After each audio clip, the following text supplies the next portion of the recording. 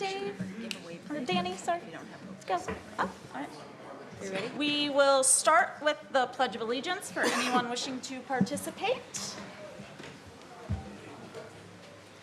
I pledge allegiance to the flag of the United States of America and to the republic for which it stands, one nation, under God, indivisible, with liberty and justice for all. We will call this meeting to order. This is the Morgantown City Council regular meeting for Tuesday, December 2nd. It is 7:10 p.m. and I will ask Clerk Wade to please call the roll. Yes, Joe Buganum. Present. Jody Hollingshead. Here. Wheezy Michael. Here. Jenny Celine. Here? Mark Downs. Deputy Mayor Butcher. Here. Mayor Trumbull. Here. The first item on the agenda is approval of minutes, but none are listed. No, we don't have none tonight. Thank you. We will move straight into correspondence. And our first item of correspondence, we have a lot of special guests here this evening for our Municipal Government Week Coloring Contest winners. I'll read and then we'll go. We greatly appreciate our winners who took the time to show their support for the City of Morgantown by participating in Municipal Government Week's Coloring and Photo Contest. Your creativity and enthusiasm help us celebrate the importance of local government in our community. The coloring contest drawings are on display in the City Hall lobby, and the photo contest entries will be featured on our social media this week, as well as on the monitor currently located downstairs in the Finance Department lobby. Thanks to everyone who participated. The city is pleased to announce the winners this evening. After receiving numerous creative submissions, the following students have been selected for their outstanding artwork. Deputy Mayor Butcher and I will come up and take photos and give certificates.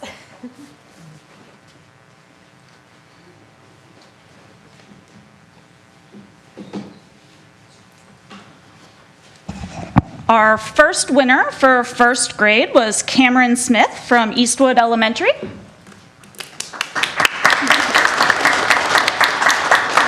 want to hold that, and this guy here is going to take our picture.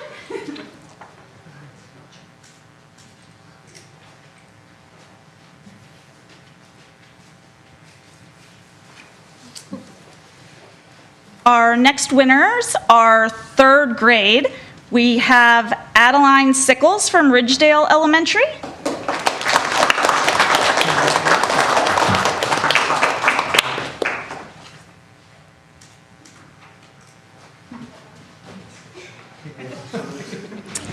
We also have Jessa Ammons from Ridgedale Elementary.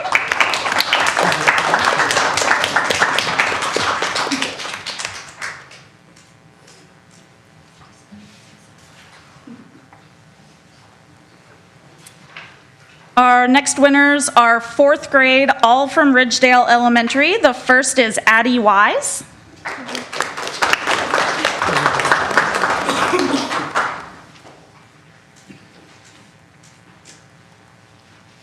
You guys can come in to take pictures. We also have Emma Corder.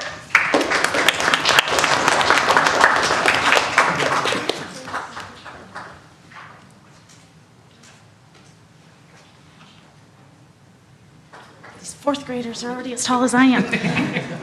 And the last fourth grader from Ridgedale is Natalie Bowman.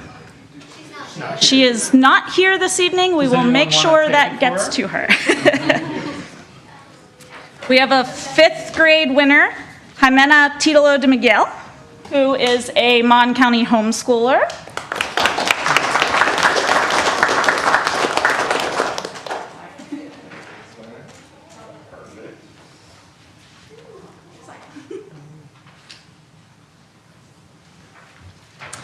We also have a few photo contest winners. We have Reese Moreland, a WVU photography major.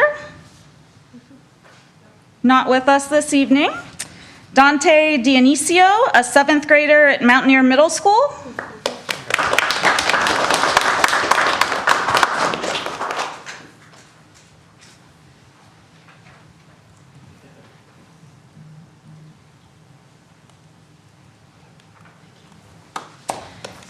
And our final winner is Nancy Partial, a WVU student. Okay, those were our winners. We would like to invite all of the winners and the rest of council up. We will do a group photo with all of the winners.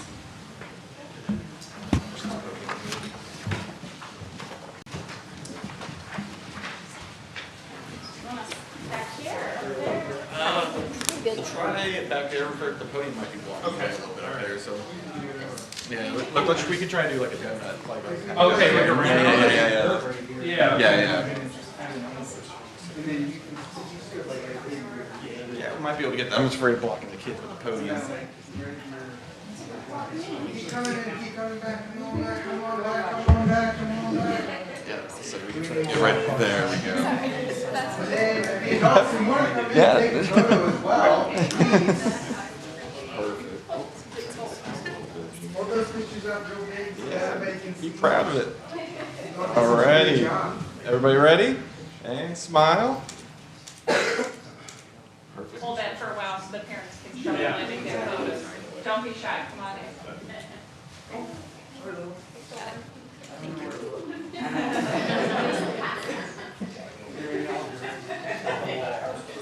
All right, just go smile, baby. Thank you.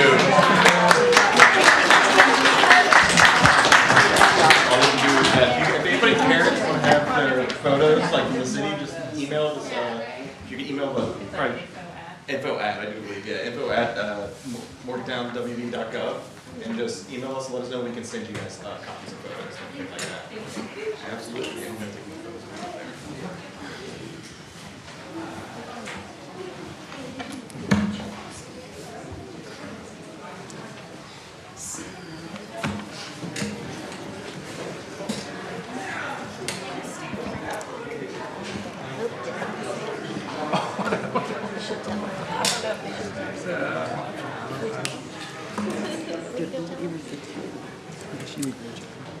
Our next item of correspondence this evening is a presentation. We have introduction of Chance, the City of Morgantown's new arson canine, with Fire Chief Gary Freshour and Fire Marshal William Lyons, the canine handler.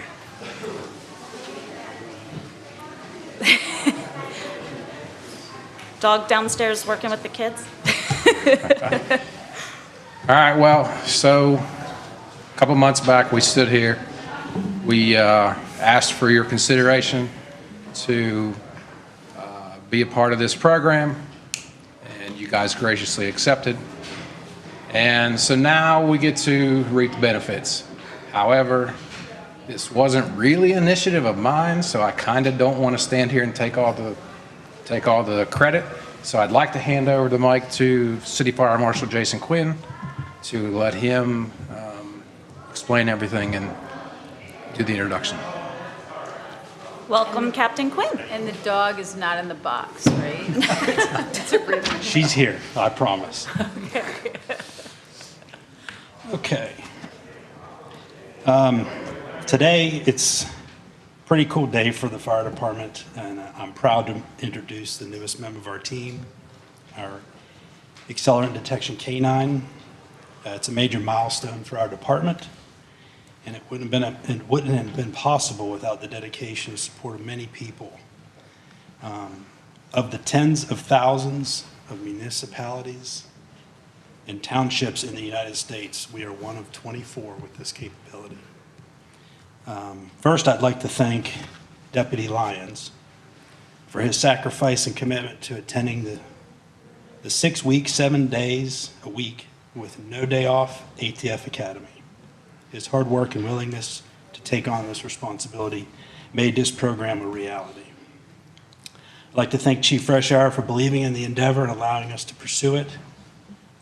Your support made all the difference. We're grateful to the city manager, Jamie Miller, for approving me to allow us to move forward. It was kind of thrown into her lap. It was all kind of done before she came, but it was her call, and I appreciate that. Finance Director, John Ferguson. I had to navigate some financials.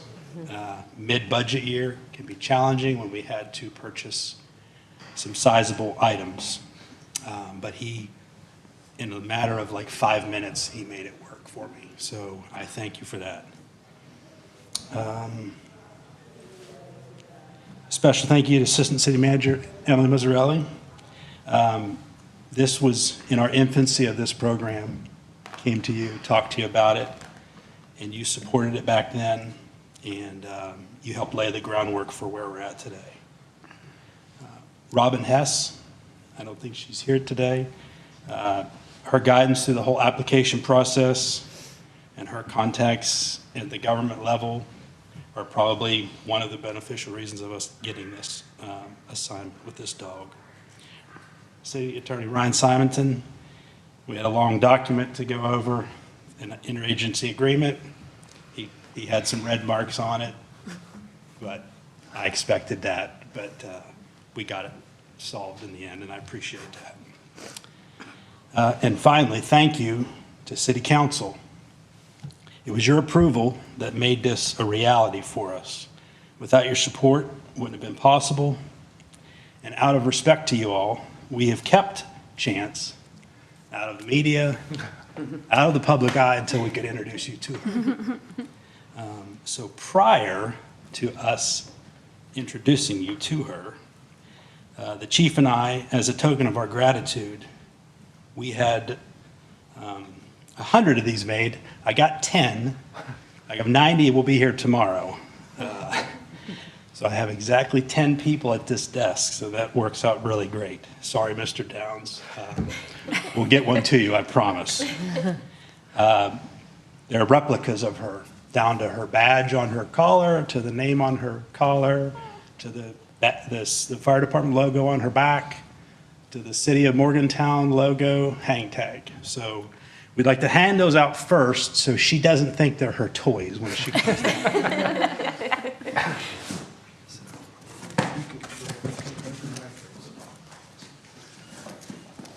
Oh, I see.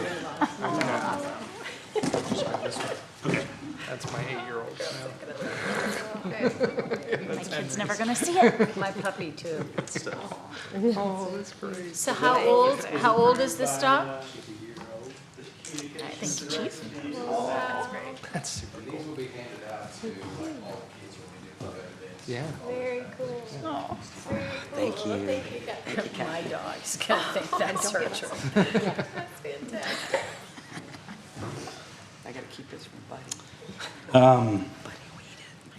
Because of all of you, our department has a powerful tool that will strengthen our fire investigations, and it will deepen our community connection that we hope to even get better with our fire prevention aspect. And I can say that I received a phone call this afternoon for her first activation, which will occur tomorrow, to assist the West Virginia State Fire Marshal's Office at a structure fire that occurred in Belington. They've asked for her to search for accelerator use. So enough of me talking, and for the first time, I hope he's out there, I see his wife out there. I'd like to introduce you to Chance. She's a 15-month-old black lab and an ATF canine accelerant, and her handler deputy, Billy Lyons. Hi. Oh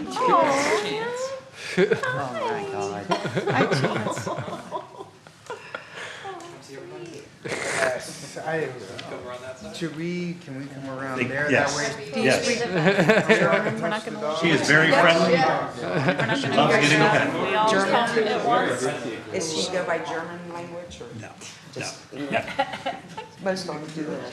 Yeah. And we did, I believe, accomplish stop, drop, and roll, and hopefully we'll have a demonstration.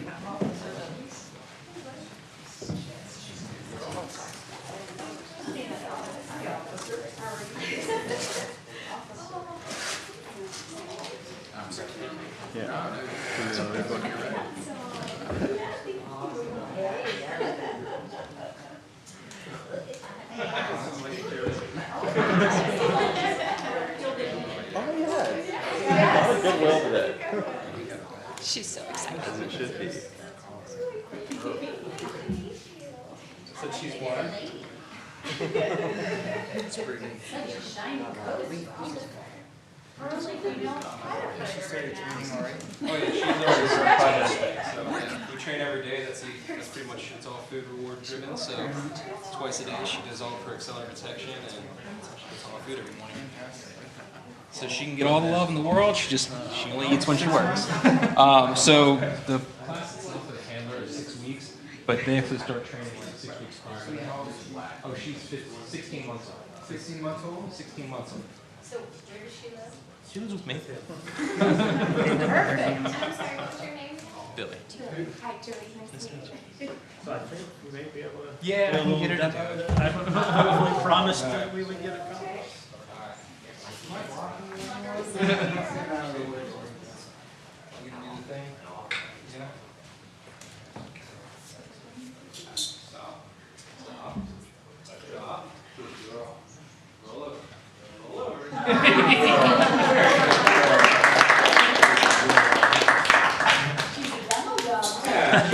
So,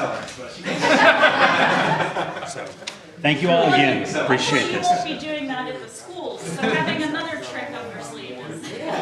Well, it's look, some small kids, they were all about it, so. That'll help them remember. Yeah, they get told when they're little about stop, rock, and roll, so when they say it to them all the time.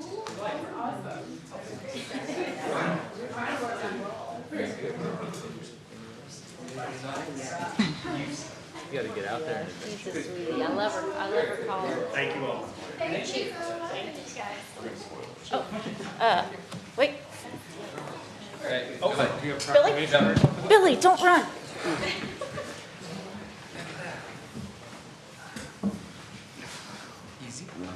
We were all presented with a surprise proclamation this evening, so we'll take this minute to present. Whereas on September 16th, 2025, the Morgantown City Council approved the intergovernmental agreement between the Bureau of Alcohol, Tobacco, and Firearms and the Morgantown Fire Department to participate in the nationally recognized Accelerant Detection Canine Program. And whereas accelerant detection canines play a critical role in assisting fire investigators in determining the origin and causes of fires, enhancing public safety, strengthening arson investigations, and supporting the prosecution of fire-related crimes. And whereas, given less than 24 hours to commit, Deputy Fire Marshal William "Billy" Lyons graciously accepted the opportunity to represent the City of Morgantown and the Morgantown Fire Department in the 155th Training Course in Front Royal, Virginia. And whereas on September 29th, 2025, Billy began an intensive rotating 7-day-per-week schedule for 6 consecutive weeks, learning strategies, tactics, and specialized handling procedures required to identify the presence of accelerants at fire scenes.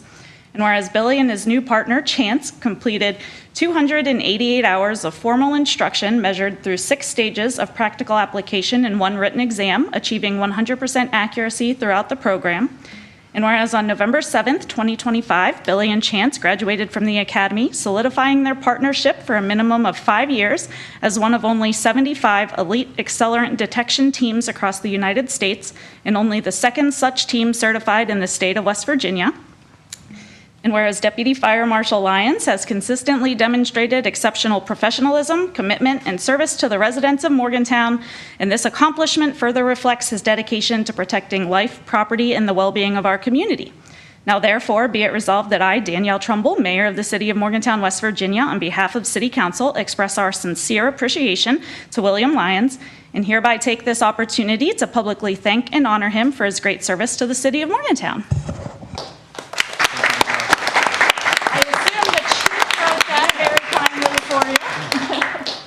Smile, Chance. There you are. Thank you so much. Thank you. Thank you. Thank you. Thank you. And thank you for this. Yeah.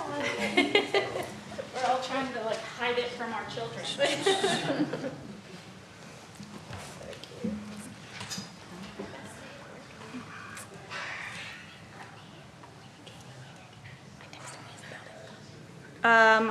Our next presentation is the WVU Department of Geology and Geography students and GIS manager Marvin Davis, Kevin Harder from Classroom to Field, Mapping Trail Accessibility in Northwestern Minnesota, and Samuel Bain, WaterLink, a tool for assessing water security and vulnerability in West Virginia. Director Davis, would you like to give a bit of an introduction?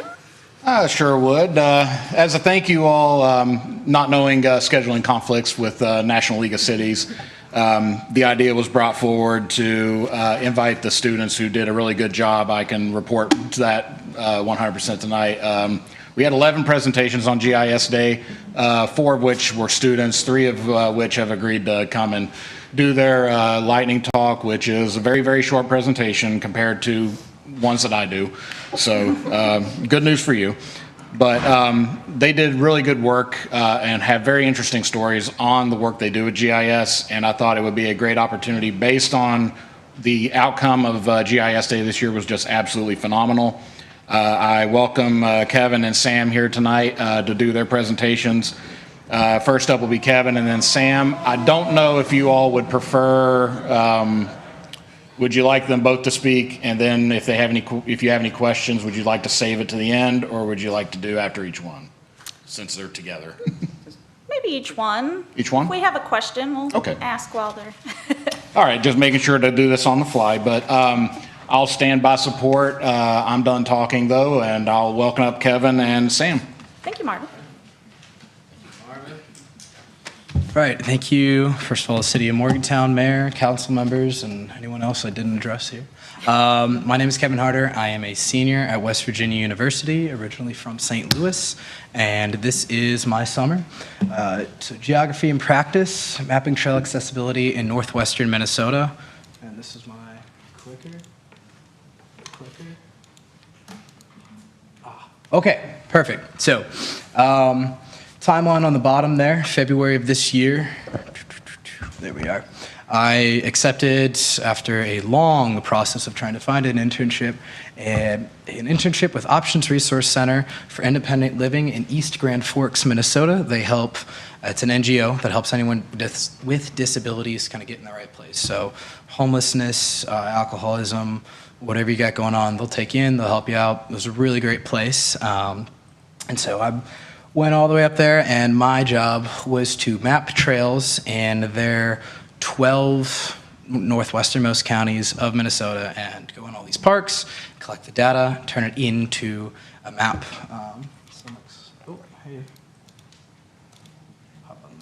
There we go. So here is my quick 26-hour drive, stopping in St. Louis where I'm at, and then I drove 14 hours one way on a handshake agreement to a state I've never been to, north of, and we were north of Fargo. So the cliche for north, we were up there. It was 39 degrees when I got there in May. Shorts and a t-shirt were not the greatest thing to wear. And I said, all right, what are your parks? What am I going to map? What's all your trails? And they gave me this. And I said, that's wonderful. Thank you. It's a little bit more data than I wanted. And then we see our symbology. So any map, any symbol on a map is referred to as symbology. These are pins marked down. You see it's clustered. So coming from a GIS perspective, that is my major. I was a bit like, maybe not. So here are our counties, and then we went through and researched all of where the parks were going to be and some loose little highways that we knew we were going to drive out of. Everything is out of East Grand Forks, and I lived on University of North Dakota campus, just on the other side of the river. So here we went. We found all these spots. There's a week thing here on the bottom, a little timeline. But we had originally 18 different sites. This is my CIT, site identification table, and our projected weeks, because of course we know when we plan something, that's exactly how it'll work out, and there's no workarounds. So this was week 1. We got it all figured out there. Okay, here's another map. We go out 1 week, we come back. Simple, everything good to go, written down. And then that's who is myself, along with another guy, Dan. He works there. I'm 25. Dan is 20. So it was great guy. We hit it off just well, and then we got trained on the HETAP here. It's a stroller, and for any parents in the room, this stroller doesn't cry, doesn't need a new diaper, so a little more user-friendly there. And we see this box on the side. Every time you roll it, it ticks a little bit, and it records your distance that you've gone on. Here it tags in GPS satellites, and so with 3 satellites, you can triangulate where you're at, and with a 4th satellite, you can it'll give you your elevation. So it's something I learned. I thought it was pretty neat. and wanted to share with the class. This little box here, it tells us our grade, so our tilt, we can say he's going uphill, so that is a positive grade. And then if it looks like he's leaning to the right side a little bit, so that would be a positive slope. So slope goes this way and grade goes that way. So slope, slope direction, grade, and surface type are big things that we recorded, because going on this trail here might be a bit easier than if you're walking through grass or snow on pavement. It matters. Even the carpet in this room is ADA compliant, so learned all about the guidelines, the state, local, what my boss wanted, the federal. It was a lot of reading, and I was disappointed because I just finished finals. So this is our what, now this is how. It gets recorded onto a spreadsheet here, A through N, 13 different columns of data, and then my rows totaled about 14,000 rows of data. 20 different parks, and I think the end driving was 13,000 miles driven this summer. So a couple oil changes there, new tires, we got back to town. So the boss, Randy, God love him, he had this idea. He put it out there on LinkedIn, so he wanted all of these symbologies, it's custom, and I broke that down into, okay, I'm in maps. I've done all the classes. This is how we're going to make it work. So is the category of the grade is simple, it goes here, and then as the grade increases in difficulty, the line would increase, or slope, you can see the arrow gets longer, slope direction, left and right. So a lot of plug and play on the back end, but we had an idea at least in the first. So we had everything set up, now we're ready to execute. So our first park here was Lake Bronson, Port of Entry is Canada. We are north. We are way up there. It was about a 2-hour drive one way. And this is the maps that you'll get. So you go to any state park. Cooper's Rock has one that looks just like this and shows you where your lake is, all this and that. Great. What am I going to use for it? So at least I know where my trails are and are not. So we went through and we decided that on every trail where there's an intersection, we would label it with a letter, and then with another trail, it would be a second letter. So this one right here would be C-B, and then if you're going up to D, we see that if you take the, would be the east side, you go this way, and the west would be 1. So those 2 points would connect, we call it a loop. We'll give it a number, so C-1 or C-D, D-2, whatever that might be. But we had to create a custom symbol of just keeping track of stuff. And then where it wasn't an end, we go north, east, whatever works for the time being. So Dan and I came up with that. It was great. In the first week, we projected 5. We completed 10. So immediately had to kind of configure some stuff, keeping all of our data tracked. So I was in the military before this too, and it was just like using that project execution style really helped break apart the elephant into bite-sized pieces. Another park here was Sand Hill. Already, spaghetti on a map is what they would call this. And we would walk into the county clerk office. Hi, Kevin, WVU, here's my spiel. Do you have a map? Oh, here you go, great.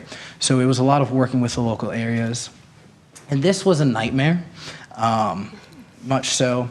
And we used, oh, that picture didn't go well, but there was a bucket of stakes in here, and there were so many points on this map. You see A, E, A, D. We cycled through the alphabet not once, 2, but 3 times already for this project. This is just one corner and quadrant of the map. And then there's some parts where it wasn't mapped at all. A guy went through with the lawnmower, he cut the grass, he didn't record it. So we had to kind of, draw manually everything, and then all of our handwritten notes as well. So we're going through that. Hayes Lake, great park. This is what one of the trails would look like out there. This is a very difficult one to get through, but I was paid to do a job. I will execute the mission, so there we are. And then there's some moments where you're like, hey, you're very rural and never going to be here again. Take it in. So it's pretty nice. Hayes Lake, another state park, before and after. So you can see this is our customology. Hey, this trail shut down. Hey, there's a storm that came through. We can't access it. All of that on the fly. Me and Dan had no arguments. I was really happy about that. But great. So you have all your data. Here we go. Zipple Bay before and after again. And even in some state parks, where's my cursor? You can see that this trail was drawn on because it wasn't on the map. So we hit a couple of that sometimes. And then there's like Indian reservations, you gotta stay off there. There's private property, there's this and that. So there was all these little bumps that came through. Nice little road trip on the way home. And then, okay, so you have your data. It was all in this file, and then I put it down by week. So the city of Rosa was one of the spots I went to. It reminded me of Morgantown a lot. It was a very close community. It was great. So now we have to take the data from the spreadsheets, clean it, and so that every single one of them read like this, because now we're going to use these computer programs to process it. So this is what R is, and I was very scared of this when I first saw it. I had a professor help me out on this one. And then we broke it down to those exact notes from grade, which is flat here between -2 and 2 degrees, was just put into here between 2 and 2. Oh, that's simple. How about between 2 and 5? That's moderate. That's what you'd see on a ramp on a, like walking on a sidewalk, and then maybe uphill. Which doesn't mean much in this town, but out where it's flat.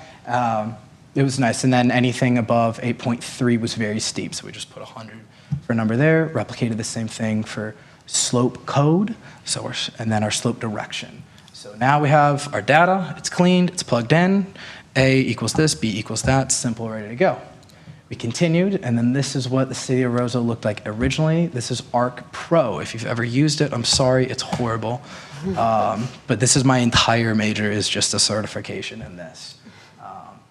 There we are, and then that gets saved into here in a shape file. And I'd like to thank the G&G department for teaching me all this. And then we go to ARC Online, much more user-friendly. So we have our grade, slope, slope direction, and surface type. We take purple, then we make it nice and pretty, add some colors. So the easier one was the lighter, and the more difficult became dark, and that was same hex color and all this. Oh, hey, that worked. All right. So this is what grade looks like when it's done, and this is publicly available now. Then if you scroll down, it would go slope, slope direction, all the rest of them. This is one. There was a total of 18 sites, and then there's a master map as well. And then this working QR code will direct you to that, and you can see the entire northeastern quadrant. Those are my 11 weeks, plus a little back-end work. So there we are. Right at 10 minutes, perfect. Any questions? Oh, perfect. It doesn't work, I don't know, but yeah, so this is one of the things that, as a student in Morgantown, I came here, I had no idea what to expect from the city, the school, West Virginia, any of that. Very much fell in love the first day, didn't tour anywhere else. Found my department, found my niche, I didn't know you could do maps as a major. Glad to have Brooks, WVU, G&G. I'm working with these professors. We're getting the degree soon, staying here for grad school, so thank you to the city of Morgantown for making this a place that I can live and walk from campus around, or maybe the after hours, and I know everything's great. But also on the school side of things, they really set you up. And I was just telling Sam in the back, it's such a good small department. It's like a little hometown. Everyone knows each other. So if you miss an assignment, everyone knows. But there we are. Any questions? Questions for Kevin? All right, and yes, the state bird is mosquitoes in Minnesota. So that was a fun little time. But okay. Thank you so much. Thank you so much. We appreciate you coming to present. Appreciate it. Yeah, nice to explain. All right, and then I'm going to turn it over straight to Sam for WaterLink, a tool assessing water security and vulnerability in West Virginia, and hopefully the mouse will cooperate for me to swap this out here, because I know the, oh man. Just bring it closer this Yeah, way. I'm just going to move. It doesn't like people being that far. Yeah. Just cooperating for a moment. If it doesn't work out. Welcome. Thank you. Thank you guys for having me. Thank you, Marvin, for inviting me. I'm Sam. I'm with the West Virginia University Center for Resilient Communities in the Department of Geography and Geology. And I'm here to talk about my project called WaterLink, which is a tool for assessing, planning, and organizing for water security in West Virginia. I think you just got to click next at the top. It was being difficult. That mouse is not user-friendly. There we go. So just to give you guys a little bit of background on the history of water contamination in West Virginia. In 2014, we had the big Elk River chemical spill down in southern West Virginia, which impacted 9 counties and left about 30,000 or 300,000 residents without access to safe drinking water. And then a little bit closer to home, on Deckers Creek here in Morgantown, we have the Richard Mine, which closed in 1952. But since then, it's been dumping acid mine drainage into Deckers Creek, which is not good for us. It's not good for the fish, anything living in that waterway. Friends of Deckers Creek did implement a treatment plant in 2024 and they've done a lot of great work in that watershed, but it has historically faced a lot of challenges. And then the Cheat River watershed over in Preston County also suffers from a lot of acid mine drainage. I worked in that watershed with Friends of the Cheat. They do a lot of great work to remediate the acid mine drainage. That picture up top is from the 1994 Muddy Creek blowout. And then that watershed is also very flood prone.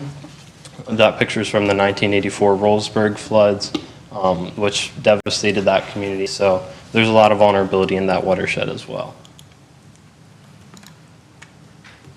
So at the Center for Resilient Communities, one of our areas that we work towards is environmental justice, which is basically pursuing the right for all people to share in a healthy environment and addressing disproportionate incidences of contamination and environmental hazards that we face in our lives, so that we have a safe environment to work in, to live in.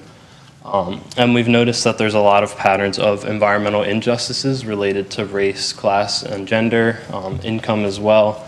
And that's not just in the state of West Virginia, but that's throughout the whole world. So WaterLink, along with these organizations, is seeking to address these environmental injustices that we see in our state. So I'll give a rundown of some of the actors surrounding water quality in the state of West Virginia.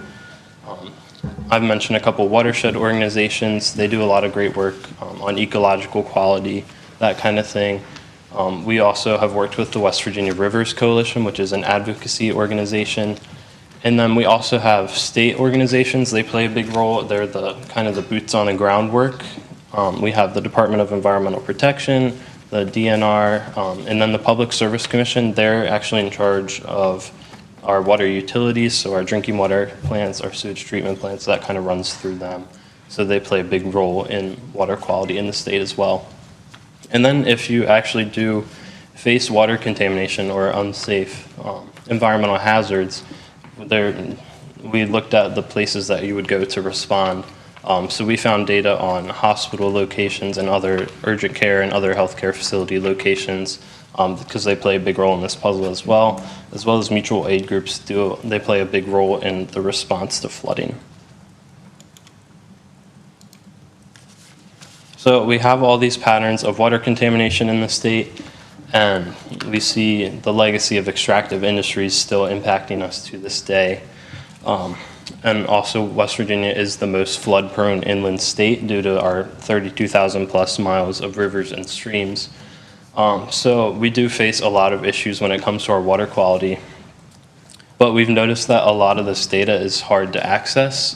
There's a lack of awareness and a lack of knowledge out there about these issues that we face in our day-to-day lives. So WaterLink's goal is to democratize this information so that we can visualize it in a way that can be used for planning and organizing our response to these issues.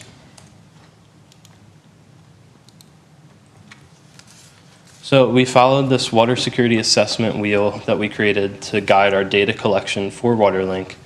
We have 6 different spokes on the wheel that we looked for data to map. We have our waterways, so this is just where are our streams and rivers located, which of them are impaired, where are they being monitored, where are our stream gauges. And then we also looked at human landscape changes, so this looks at the legacy of those extractive industries. So looking at abandoned minelands, sites that are dumping acid mine drainage into our waterways, where fracking is occurring, that kind of thing. Then we also looked at our industrial impact. So this is our facilities that are discharging chemicals into our waterways that should not be there.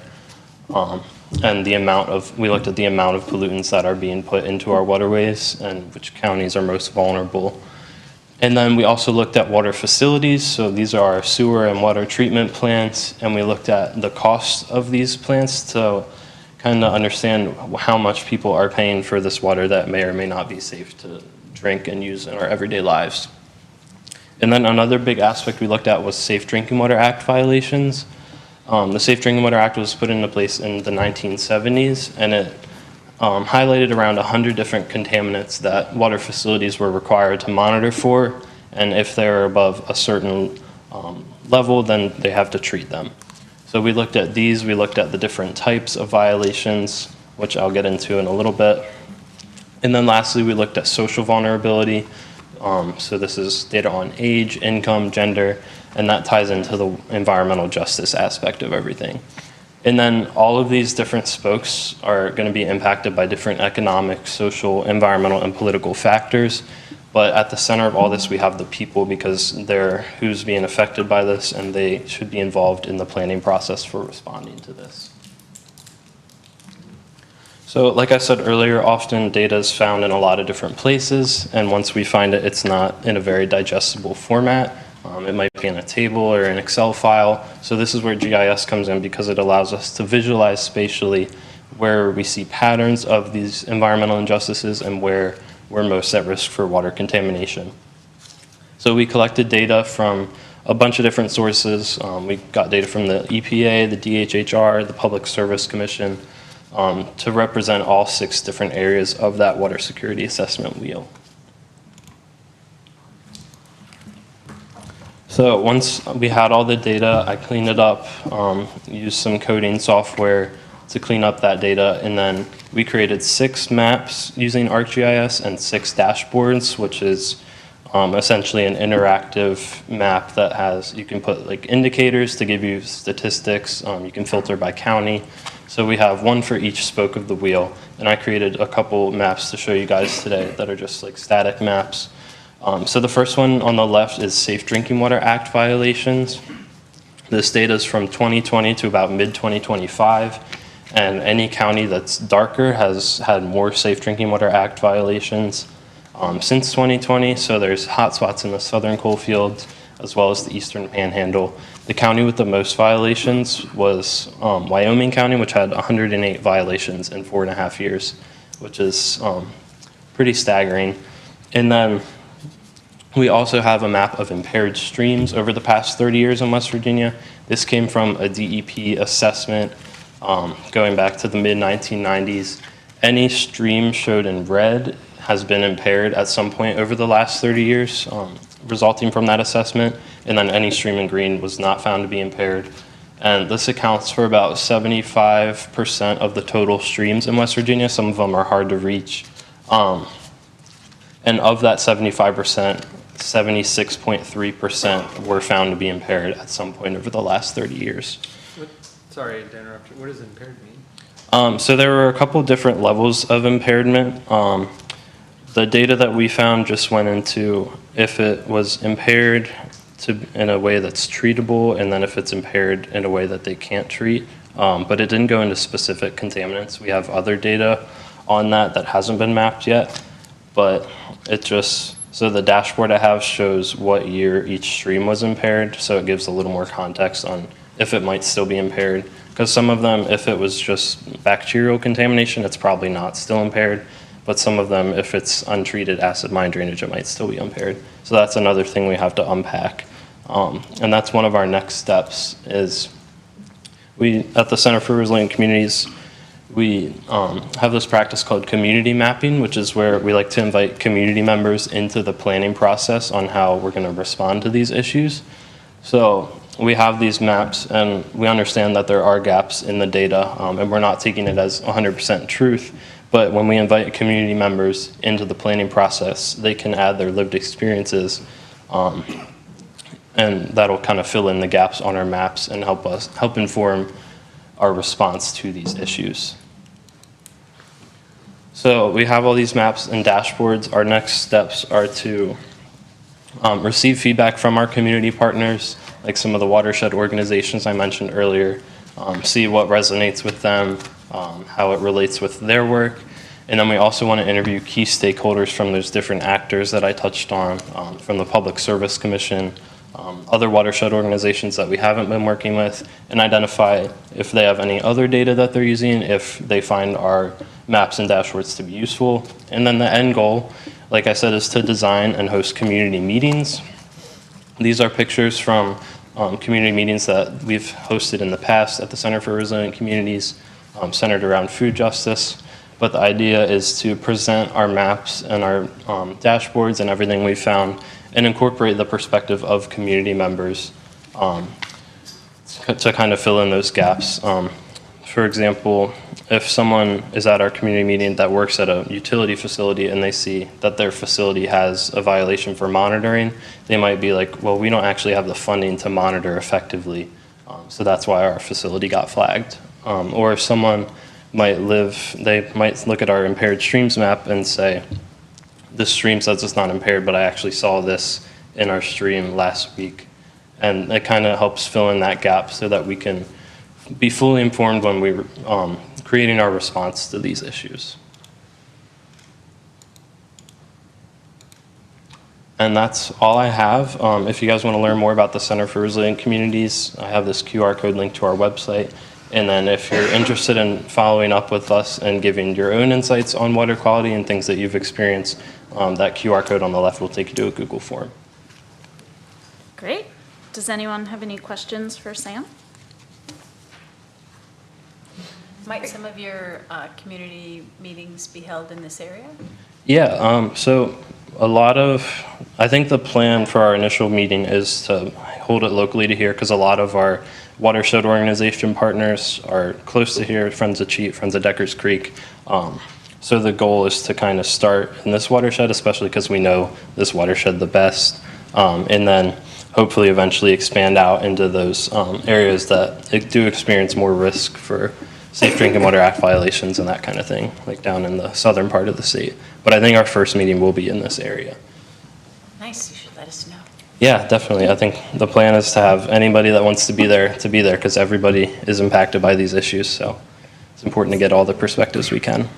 Fantastic. If you let Marvin know, he'll let us know for sure. Will do. I just want to mention that too, but yeah, we will be sure to make sure that council is aware of when and where the meeting takes place. I think we're going to be planning it starting in January is when we're going to start the planning process. So we're a little ways away from it, but we'll definitely let you guys know. Great. Thank you so much. Thank you. Appreciate your time. And thank you for your time, City Council. Yeah, thank you. We were, at least a couple of us were sad that we were out of town for your GIS day, so thanks for arranging a few of the presentations for us. I know that that was something I said that I had an interest in. Everyone else had to have an interest also. I will say I used inspiration. So we had one more student agree. They could not attend this meeting, so they will be here, I believe, on the 16th. Yes. So we just had one more student, but we are planning to do this again next year. Unfortunately, I do believe it falls on the same week as National League of Cities. I will be out of town again, I'm sure. We'll try to brainstorm a way to get you all to be able to participate in some fashion. We have a year to plan, so we'll definitely think up an idea for you all. Great. Well, this is great. Thank you, Marvin. Thank This is you. good. This is Yep. great, yeah, thank you. We have a lot of interesting things going on. Our next item is a presentation with Brian Cole and Ethan Enterline, WVU-SGA Safety Walk Findings.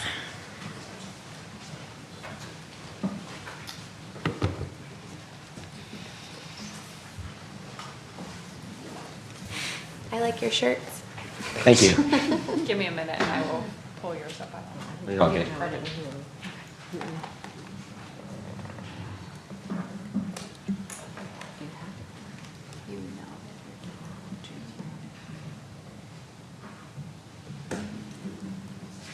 Sorry, I didn't realize it wasn't up.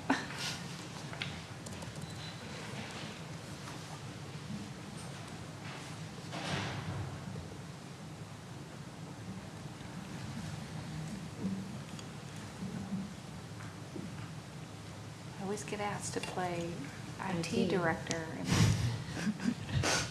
I'm not that good. Did you all have to miss the light up to be here, or did you get to go with Counselor Michael before you came? I ran right over. As soon as we got a video, we got pictures, and then we drove right over here. That's why I got my festive outfit on. There you go. Wood burn lighting. I looks just thought it was the beautiful. time of year. Counselor Hollingshead had a festive sweater on every time I saw Yep. it. Yeah, you guys got to drive past on your way home tonight. It looks amazing. Yeah, me too, it's magical. Oh, that does look good. Thank you.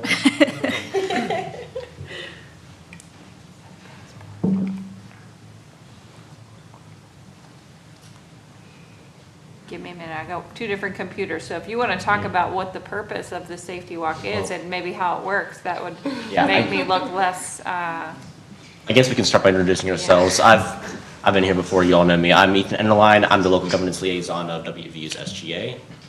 Yeah, it's a pleasure to be here, guys. My name's Brian Cole. I'm a senator at large for the Student Government Association from Martinsburg, West Virginia, and it's just really excited to be here and present this to you guys. So for those that aren't aware about the campus safety walk and what we do with that, it's something we do each semester where a group of students, staff, city council members, really anybody, or people from the university, really anybody, we go out and we explore certain parts of campus and we identify certain safety issues, accessibility issues, certain things that need to be fixed, brought to the attention of the city or the university in hopes that we get those safety issues fixed. Probably should have highlighted it, but I am the safety chair for SGA too. So I think originally this started, 5 or 6 years ago. Actually, the student that started it is now in law school at WVU Law. Yeah, it's been a tradition that SGA does it every semester, and hopefully we'll be able to get the results so you guys see. Yeah, it's also tradition. I think you said Arizona State's now doing that. There's whatever city is Arizona State. I forget. It's either Tempe. Yeah, they're now doing safety walks of the road down there. So we've had influence spread across. I think Ohio State may do the same thing somewhere. I don't know if it's because of us, but. as much as I want to hold this up here this whole There you go. Oh. Please get fixed.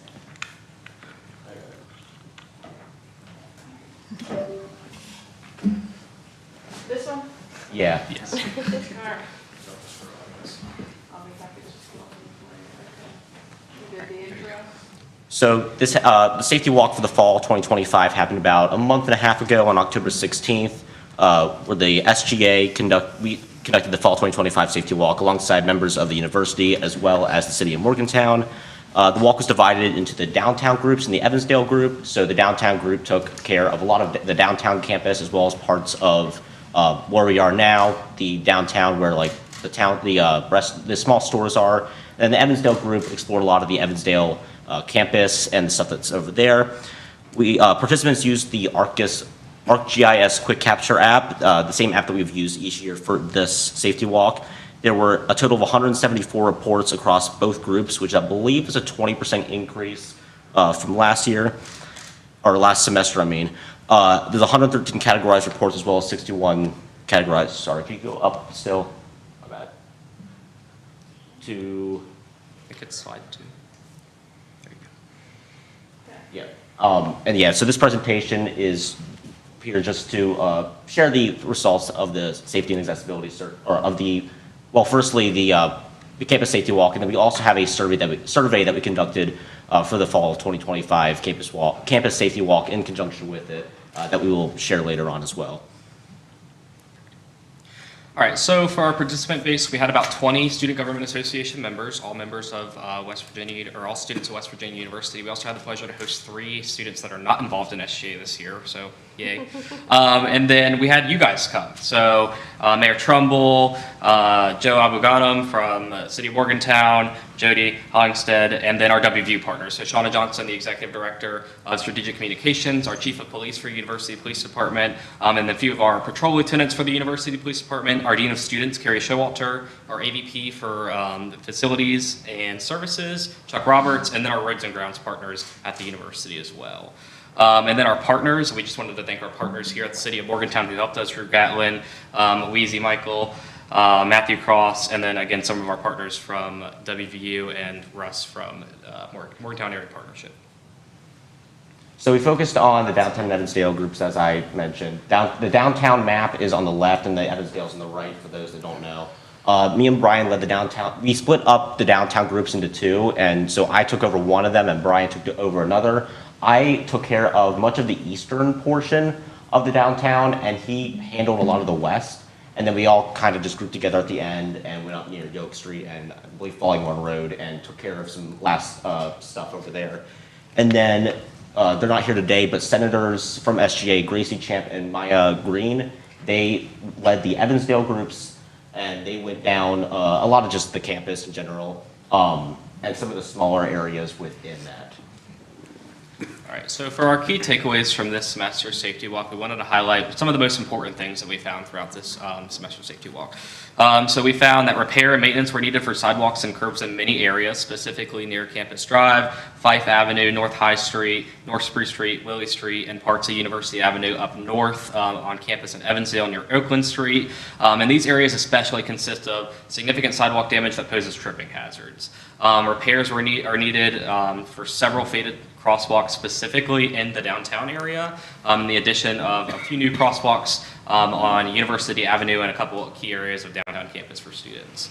A request for repairs for crosswalk buttons either not lighting up or working entirely, especially at Spruce Street and High Street, and then also at the intersection of Campus Drive, University Avenue and Stewart Street. That crosswalk is completely not functioning at all. So it's just kind of a free-for-all for students, and I will highlight there are about 800 students that live in Sunnyside that walk through LSB every day, and they have to take that crosswalk, and it's not managed for students to be able to access the button at all. We highlighted some lighting issues around Falling Run Road and University Avenue at that intersection, and then some lighting that were out in the CAC parking lot up north in Evansdale, and then multiple curb ramps that were needed, especially across from University Avenue and Prospect at the intersection there, and then at Oakland Street. So this is just a visual of the total reports by category, not just for this walk, but the previous walk. And the reason I included both is because we did both at the downtown in Evansdale. So this just shows where all the reports were in terms of the categories. So it was very similar to last year. I believe there was a 20% increase roughly from the reports from the spring 2025 walk to the fall 2025 walk.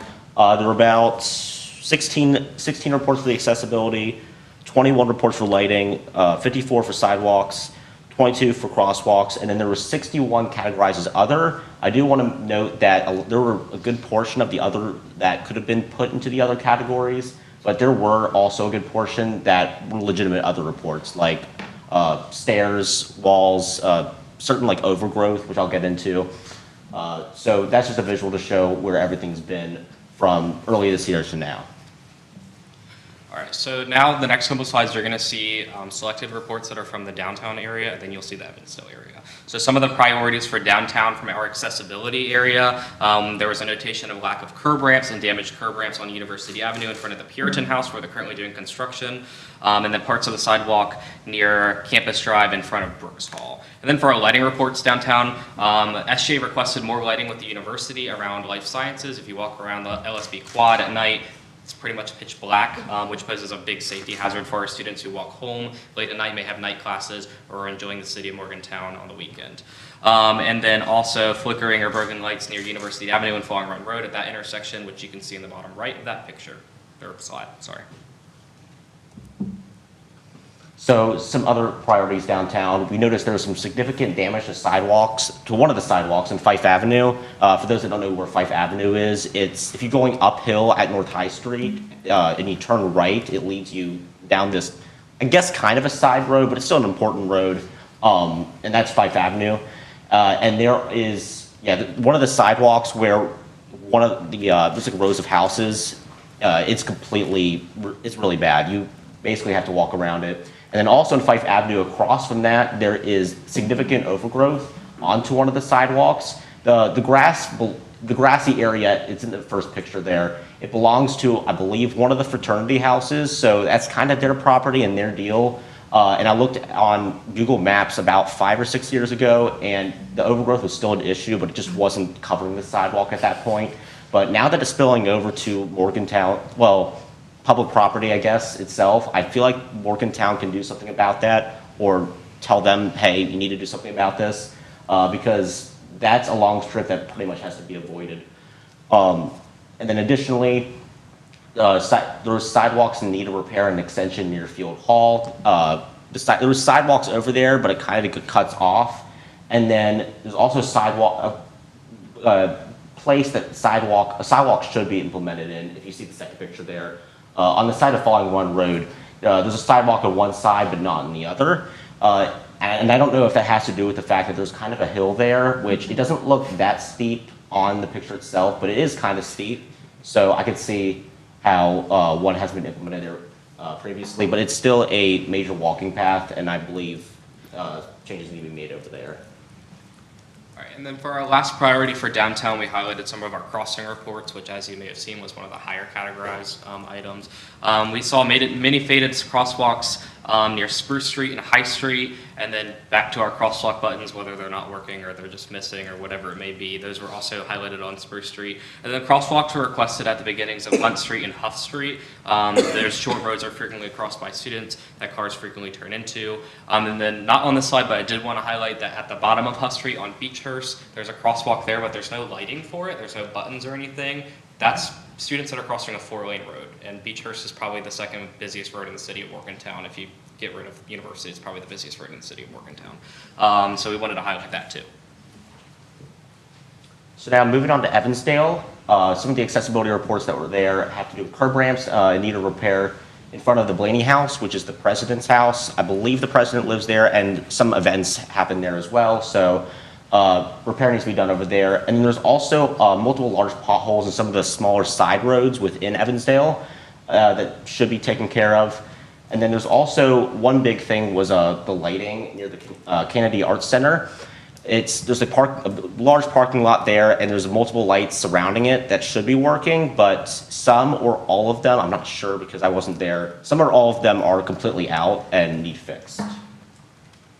And then going into our sidewalks and crossing reports from Evansdale, we wanted to highlight that there were broken and cracked sidewalks behind Allen Hall, which is WVU property. And then crossing reports, we had faded crosswalks near one of the computer science buildings, and then the entry into the CAC, and then at Evansdale Drive and Fine Arts Drive intersection. So moving on to our campus safety questionnaire, in conjunction with the walk, we launched this questionnaire and we advertised it to some students across WVU's campus in order to gain a better understanding about what their opinions are towards certain issues in campus, safety-wise, and what their preferences are with certain issues, and in order to get a better understanding to prioritize certain issues specifically. So this questionnaire consisted of several questions asking students to rate certain opinions from a scale of 1, strongly agree, to 5, strongly disagree, to 5 strongly agree, as well as a few questions allowing students to type in their own responses if they feel strongly about a certain thing. You can kind of think of it as like an Amazon rating when you rate a product. As of now, the questionnaire has about 68 total respondents, and I'm going to keep the questionnaire up to see if I can get some more respondents come the spring when we come back here and report on the spring safety walk. Much of the input towards this questionnaire concerns campus property specifically. However, I believe this can be helpful for the city to gain some understanding as to what matters most to the students of the university, since you're going to have a lot of people possibly wanting to come back here after they graduate, and a good way to do that is to make a good impression on people while they're here and learning as students. So this is basically the results of the 1 through 5 scale ratings that I was talking about. We asked the students their preferences or how they felt walking on campus during the day and how safe they felt walking on campus during the night. And so they rated it on average a 4.6 out of 5 for walking safe during the day, which is pretty good. But as for the night, they got a 3.3 out of 5, which is, I'd say, significantly less, probably due to the amount of lighting. And I'll get into it later, but there's also multiple students that said that they avoid certain areas of campus and Morgantown due to lighting issues. Sidewalk conditions got a 3.0 out of 5 stars. Streets, roads within campus and around Morgantown got a 2.4 out of 5. Crosswalks got a 3.6 out of 5, and student accessibility got a 2.5 out of 5. So the bottom two there were streets, and then as well as accessibility issues. And so some additional things about, additional results about the questionnaire. A majority of the accessibility complaints were due to a lack of ramp accesses, and there's a question at the end that specifically asked if there was anything else they wanted to talk about or share, and there was a surprising amount of people that were like, hey, you need to add some ramps around Morgantown and around campus. There's not enough ramps. So I feel like that's something that would be a good idea to keep in mind. And then 38% of respondents believe that lighting is generally insufficient at night, as well as 34% stating that they avoid certain areas due to poor lighting and visibility, as I mentioned earlier. 25% of respondents stated they've experienced issues with crosswalk buttons. And then this is going back to the question that I stated at the end of the survey, asking if they had any other things they wanted to state about safety or accessibility. And some of the most common responses, as I said, were with ramps. They wanted to see some more ramps. Working door buttons as well was a big one. I believe that's more of a campus issue. I know there's some specific areas on our campus that the door buttons themselves aren't working. I don't know if there's any in Morgantown that have issues. Then general sidewalk repairs, repairing potholes and cracks in big roads. And then also one that I was surprised about was promoting correct crosswalk crossing habits to both the students and citizens in Morgantown. I feel like that's such an underrated thing that doesn't get looked at that much, because I constantly see people not paying attention to that. It gets really bad, especially at night on Thursday, Friday, Saturday when students go out partying. I've done Uber driving down during that time before, and from that point of view, it's an absolute nightmare trying to navigate because road laws just don't exist at that point. People are just walking wherever they want. They don't care about the crosswalks. It's really hard to navigate, and I'm surprised there hasn't been more incidents during those times. Okay, so this quick capture app, you guys have probably seen this before if you've been on city council, so I apologize for saying the same spiel again. But anybody can download this. You don't even have to be city council, you don't have to be WV student, anybody can download this. We use it every semester for our safety walks, but you can actually still go in and submit things to this day. So if I saw something that was wrong outside when I was leaving here, I could pull open that app and submit it today, and we could collect that data for next semester. So I think that's important to share with you guys, and then, like I said, feel free to share that information around with the folks in the city too. That is near the end. Does anybody have any questions, comments? I do, actually. So, because you guys are the best. Thank you. My question is, Mimi, you might help with this one too. So last year when we did the safety walk, my question is, so were any of those addressed? Like, Yes, they were. They were. So I actually came here in July. I came here for 4th of July. And I was moving my stuff from one apartment to the other. And I came down here and I was driving past an outlier and I noticed that there was a lot of new sidewalks being built.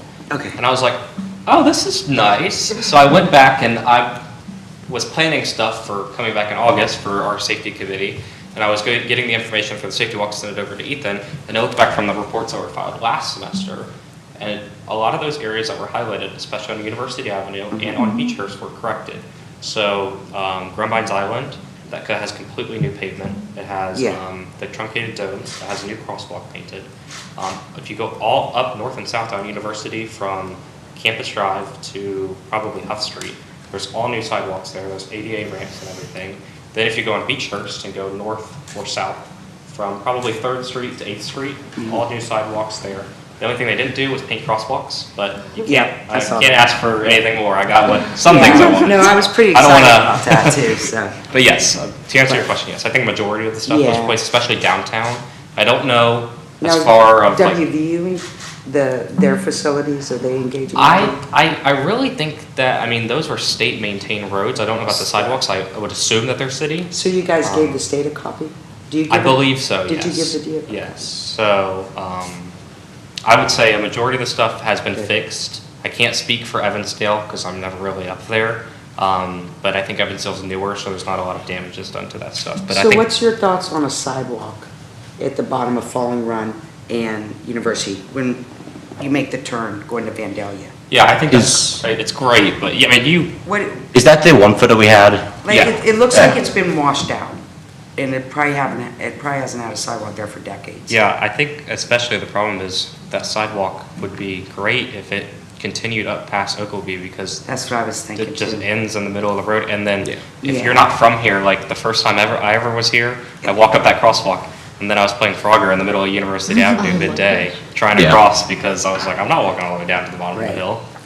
I was gonna go on a drive with our new city manager Jamie, and that was one of the things I was going to show her was that area that I thought we could really use a new sidewalk here. Yes, yeah, So- absolutely. And there are multiple places, not specifically more like downtown Morgantown itself. It's kind of just like out in the, not like, how do I describe it? It's not they're not within the wards. They're kind of just, they're Morgantown, but they're like out there, where you do have to play like Frogger with, going from sidewalk to Yeah. sidewalk, because they just end, and then there's another one over there.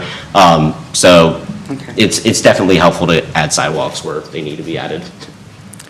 The list of partners was really good, and we have a lot of city people that participate, a lot of different types of people from WVU participate. Have you asked DOH about sending a representative to actually participate in the safety walk? So that's not something that we've like explored yet. I think it's a really good idea. I've actually been going back and forth with our facilities management people to get DOH point of contacts from the city to request some of the items to be fixed, especially that crosswalk down. I was going to say, the biggest issue that we noted on our portion with you all was definitely a DOH issue, the crosswalk at the top of Campus Drive.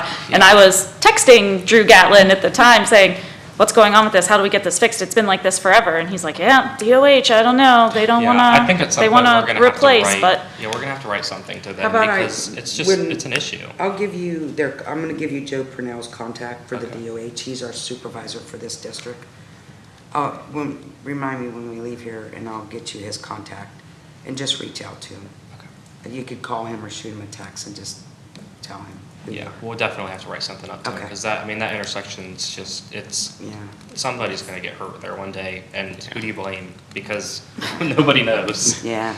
I'm just hoping it's not me. Counselor Holland said, if you walked out there and I tapped you, maybe they would Pay attention.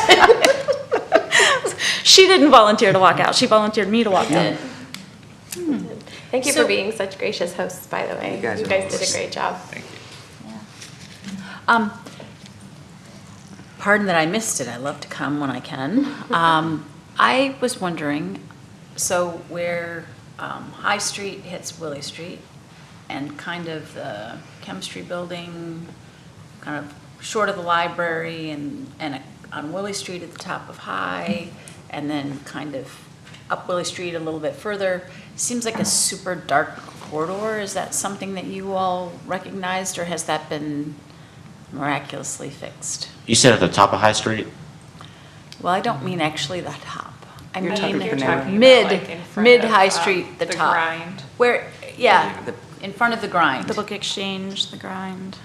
Yeah, I think the problem is trying to identify who maintains that area, because yes, while Clark Hall or Whitehall may be university property, who maintains the sidewalk? So that might be something we need to reach out to Damien about. I think that's a good issue to highlight, because as we know, people like to enjoy the nightlife in Morgantown, and it gets dark at 5 o'clock now, and there's even classes that let out at 4:45, 5 o'clock, 6 o'clock, even 7 or 8 o'clock.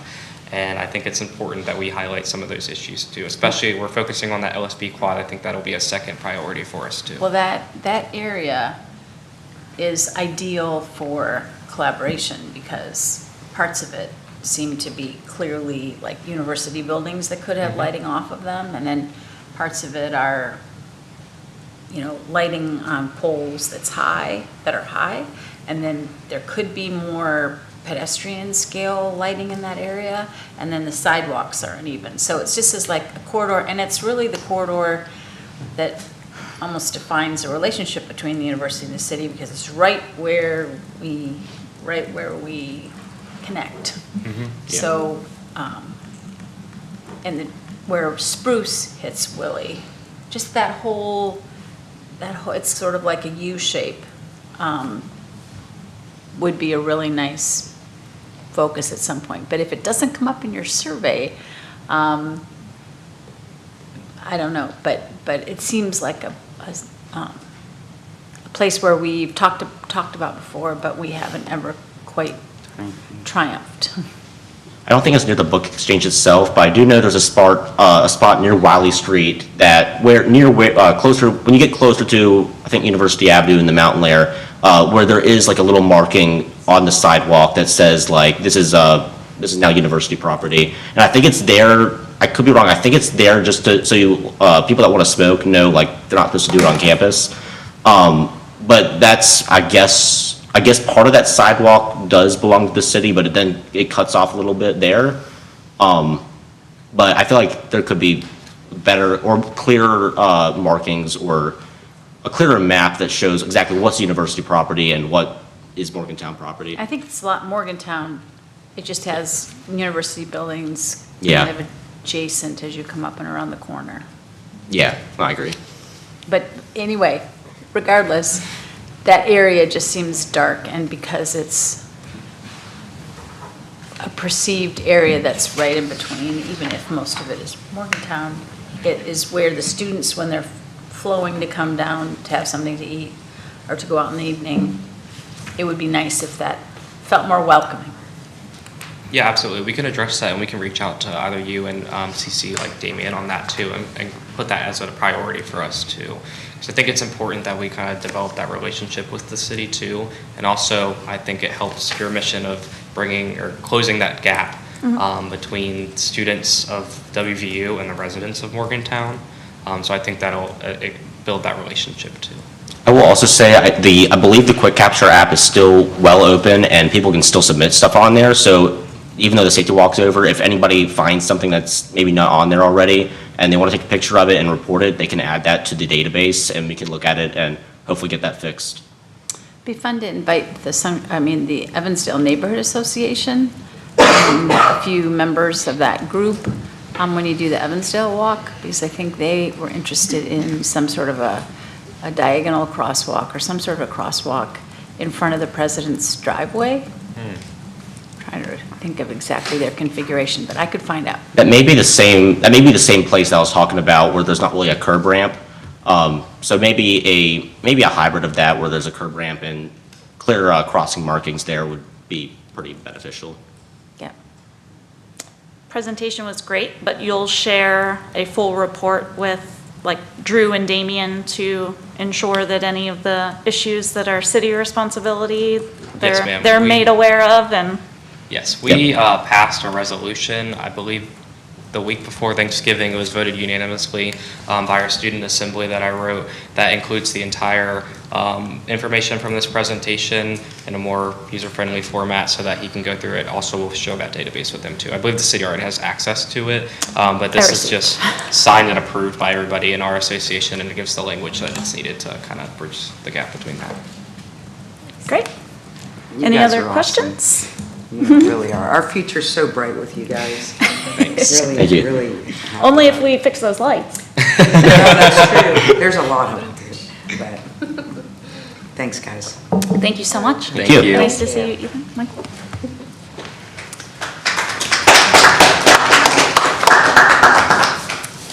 Our final item of correspondence is the International Human Rights Day proclamation. Sorry, Jenny.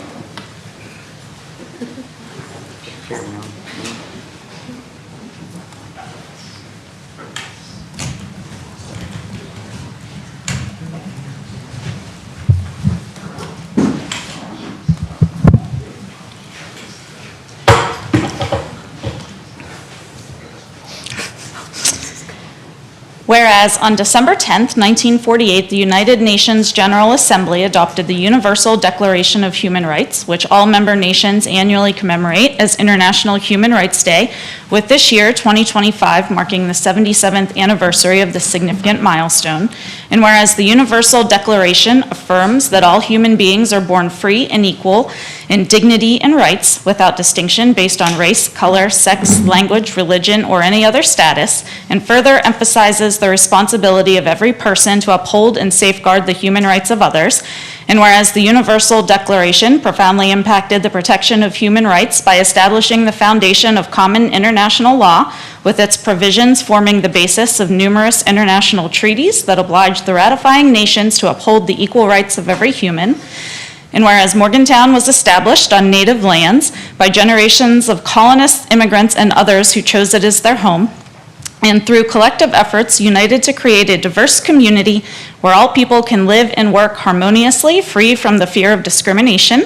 And whereas the City of Morgantown dedicates itself to upholding laws, policies, and practices that ensure equal participation in local government, employment, housing, and public accommodations for its residents, regardless of race, sex, religion, color, national origin, ancestry, blindness, disability, gender identity, sexual orientation, familial status, or veteran status, with liberty and justice for all.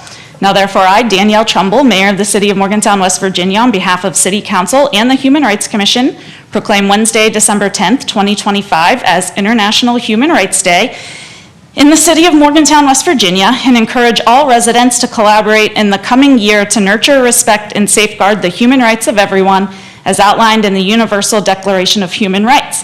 We also join the Human Rights Commission in inviting the public to attend the Human Rights Awards ceremony and reception at the All Center from 4 to 6 p.m. on Sunday, December 7th, this weekend.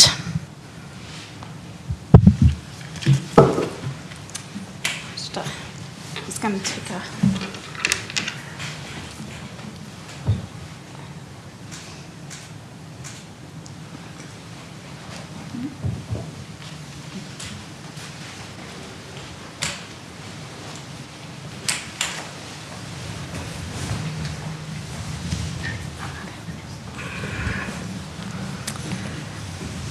We now move on in our agenda. We have no public hearings. The only item of unfinished business that we have is boards and commissions. I believe Councilor Michael has an appointment. I do. Katie Minor for the Health and Wellness Committee.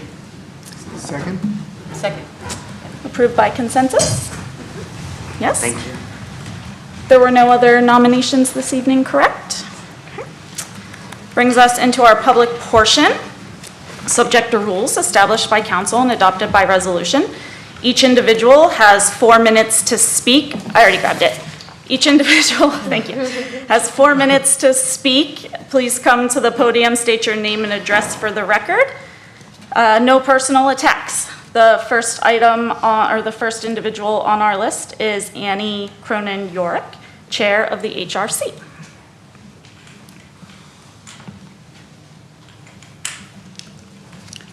Having completed the silent portion of my protest, I will verbally protest the decision made last month to not allow us to speak after proclamations unless we want to do it during personal time, wherein I would otherwise speak to issues before the council. As the mayor has announced, we've got our Human Rights Awards ceremony and reception at the All Center from 4 to 6 p.m. on Sunday, December 7th. Free parking. It's not ticketed on Sundays, I hear. We will have a cellist and a violinist accompanying, and Starbucks will be providing us food, as will the manager of Starbucks, who's going to bake some food, as she did last year, when Starbucks had no food to give us. They'll also be providing beverages. The honorees will probably first have their names published on Saturday in Dominion Post. I'm just keeping that under hats this year because it seemed like more fun that way.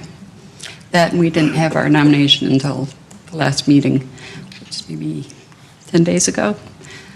And it was a non-member, it was a member of the public who made the suggestion, despite 6 months of requesting nominations. It was at that last minute that this person suggested a very good organization to win the award, and we all agreed that they should, and spoke with them, and they agreed to accept it, which is a plus. And so the plaques will be engraved tomorrow. Nothing like the last minute. Human Rights Commission is bubbling along, as it were.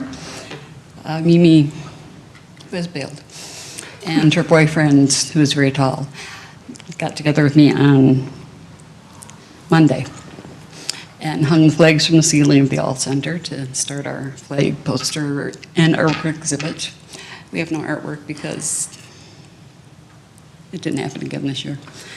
The posters are, a couple of them up, but I had a doctor's appointment, so I left and didn't get back there, but I will be there tomorrow to put them up. And everything will be beautiful.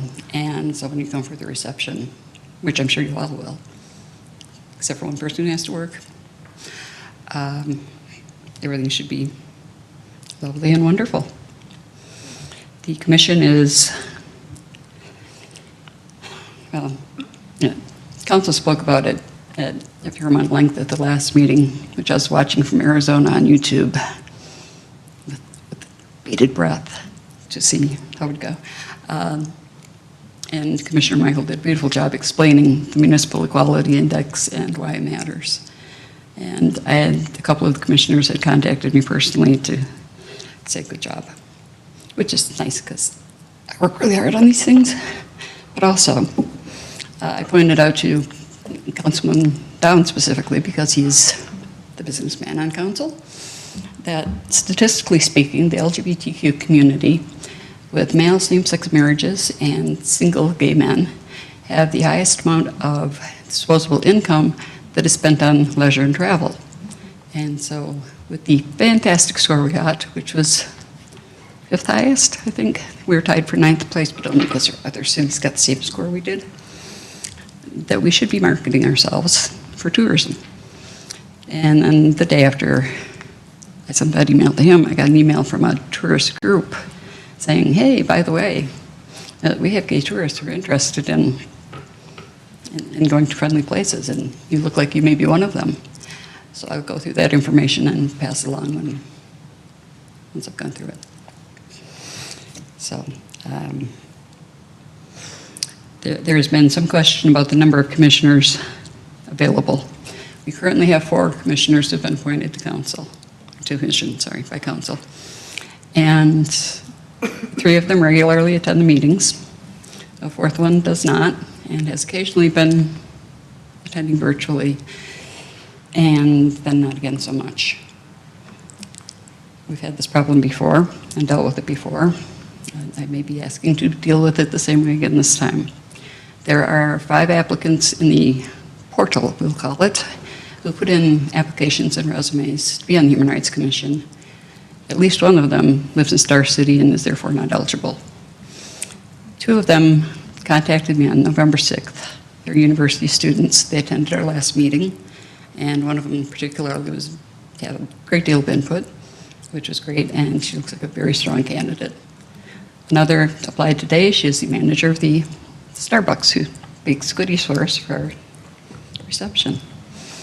And I've known her for a few years. I think she'll be a strong candidate as well. There's another WU student. Both of the students said that they'll be here over the summer, so they will be attending meetings then, which makes my ears very happy. And the other member of the public we had at the last meeting was Torley Bush, who's been to meetings here plenty of times. And he was the one who made the suggestion for our award winner. And generally, when somebody shows an interest and comes to meetings more than once and gets involved, we find a way to make up an ex officio position or official volunteer position for them so that they're a part of the council, part of the commission. They just aren't voting members. So that is how we are attending to that so far. If there are questions, I'll answer them. If there are none, I will go sit down until I come and speak as a person. Thank you so much. Is there any other member of the public wishing to speak?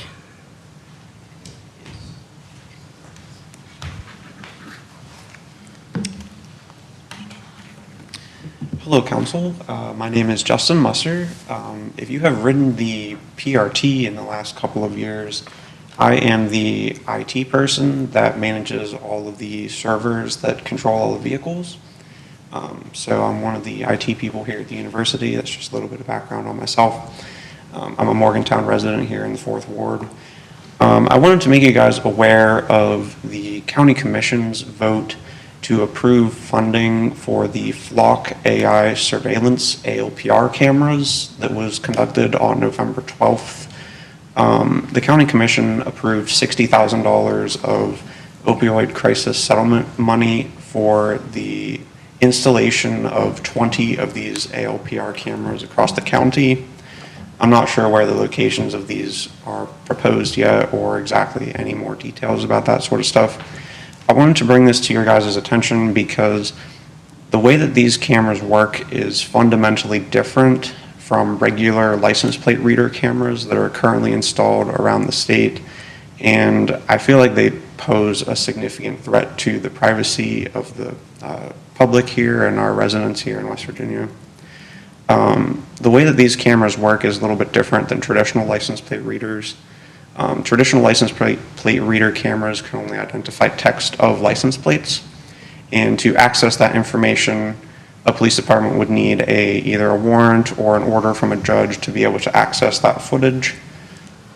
These flock cameras can do something which they call, it's called no plate, no problem, which is it can identify vehicles based on make, model, color, dents, roof racks, things that are not license plates. It can also read license plates, but this is something that's sort of more than that. And departments don't need a search warrant to access this data. It's also aggregated in a way that's searchable.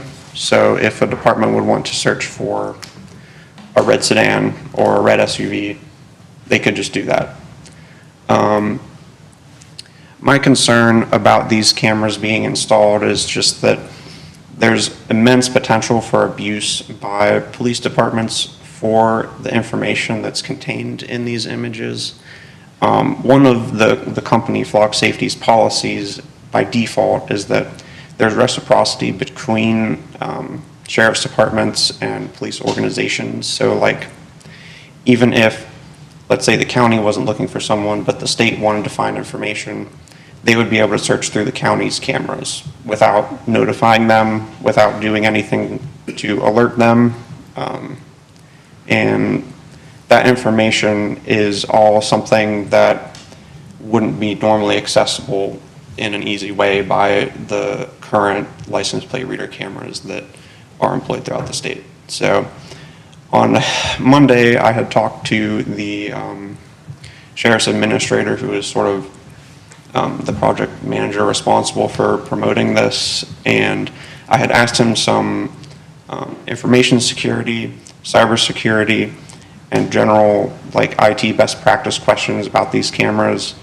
And although in the commission meeting, the commissioners said that they answered all of his questions that they had, he could not answer even basic like IT questions, information security questions, things like that. So I would just urge the council to either consider the ban on the installation of these sort of cameras within the city limits, or to talk to the council and the sheriff's department to see how we could sort of work through this, because I see this as a potential privacy concern for all of the residents here in the city. Great. Thank you so much. Thank you. Is there any other member of the public wishing to speak? My apology, every individual only gets 4 minutes. Okay. You have used your 4 minutes. My 4 minutes did not go down. I'm signed on as Keith Richardson. We kept track in other ways. Okay. The assistant city manager. Then I again renew my protest about not being able to speak about political issues that concern council, like the crap he put on social media. Is there any other member of the public wishing to address council? Seeing none, we will move on. We have no special committee reports. We have multiple items on a consent agenda this evening. I will read through each item. After reading through each item, if there's any item that any council member wishes to remove from the consent agenda, they may do so before a motion and a vote on the consent agenda as a whole without discussion.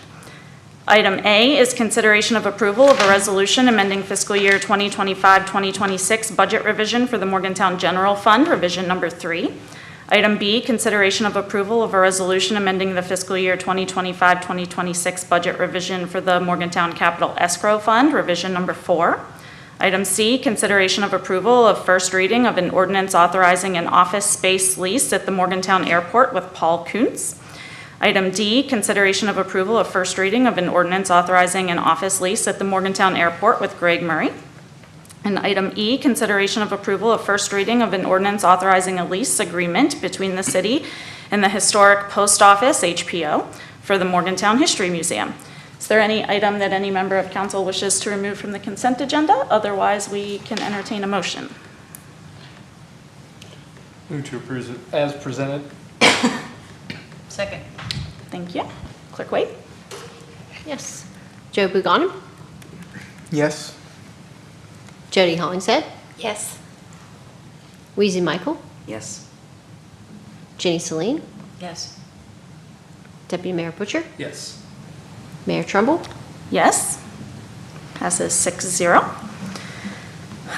We have one item of new business this evening, consideration of approval of a resolution authorizing investment in West Virginia Board of Treasury Investments Consolidated Fund.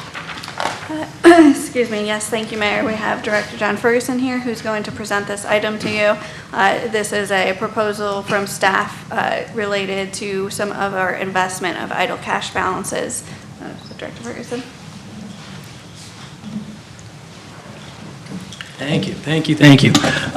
John Ferguson, Finance Director, and I have the privilege of presenting the third best item on tonight's agenda, with the first and the second being the students and the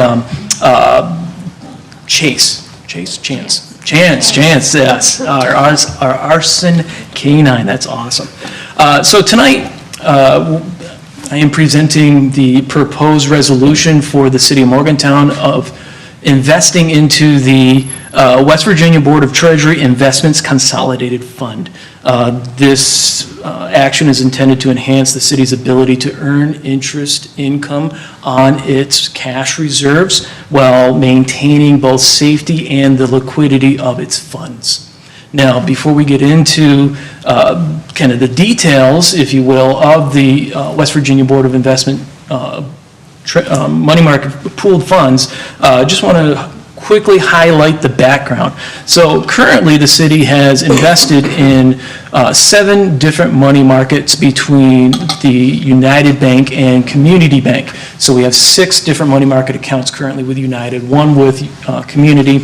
And if you have the narrative there, I do have a chart. It's on page 2 where I just want to quickly highlight here what these are, and more importantly, what our current interest rates are that we have. So you can see, if you have the narrative there, we have the 7 different funds. We have the purpose described there.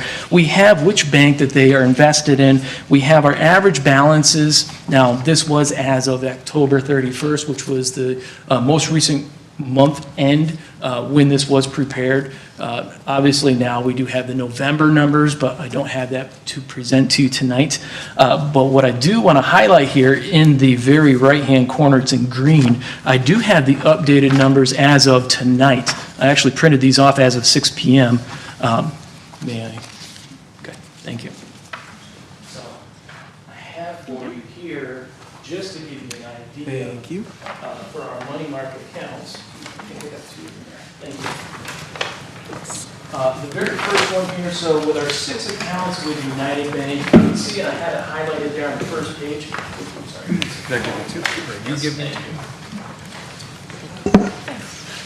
So you can see here across the 6 different money market accounts that we have with United Bank, we are currently earning, and this is as of today, 2.472% interest. Now, almost a year ago, or roughly a year ago, when we did begin opening these accounts, those interest rates were significantly higher. They were approximately 4%. They have since dropped down, and that has become very concerning for us at this time.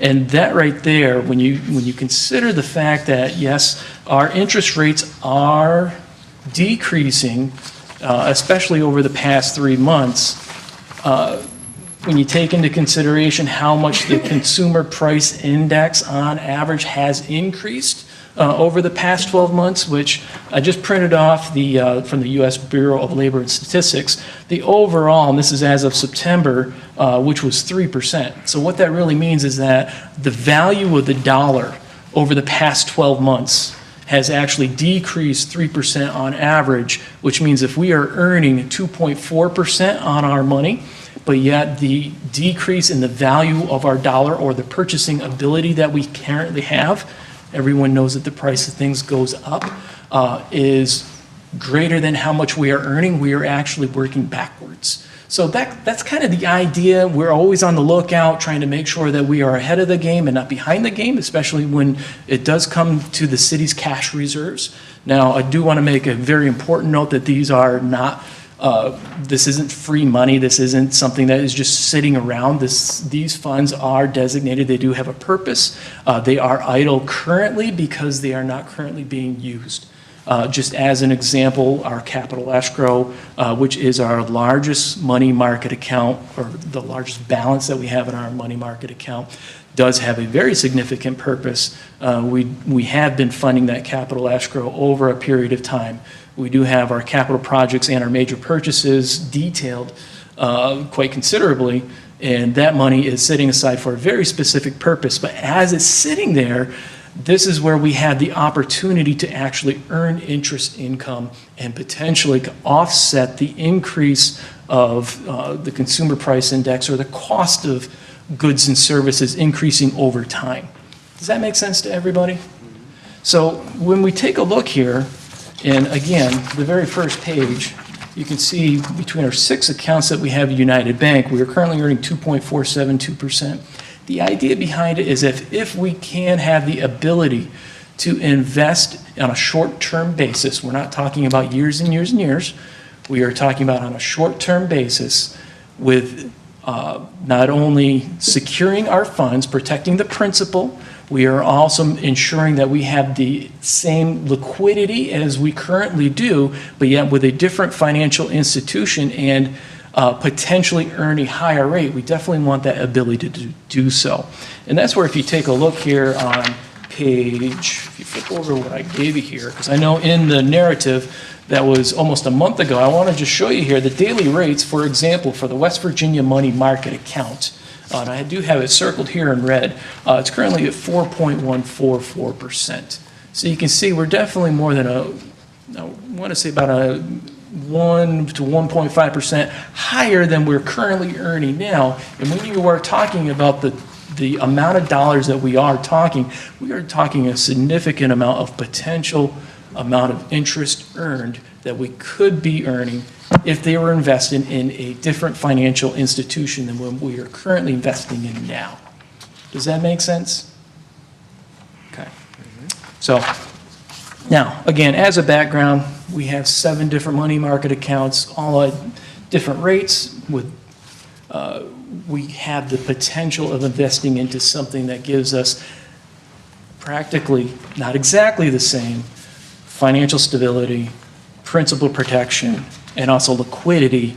If we have that ability, we really should be. My job is to help you to maximize the utility of public funds, and this, in my professional and personal opinion, is what I call a no-brainer. And I know I'm not using that derogatory. I'm just saying that this is a win-win for both the city and for the taxpayers, the opportunity to earn additional interest on existing funds without having to do anything really much at all. Does that make sense to everybody? Okay. So to get right into the, without getting into a whole lot of details here, with the West Virginia Board of Treasury Investments, the following objectives here align with the city's core and financial values, which include, number 1, safety of principal, number 2, liquidity and accessibility, number 3, it has a very competitive yield performance, number 4, cost efficiency. When I say cost efficiency, there is no cost to having these funds.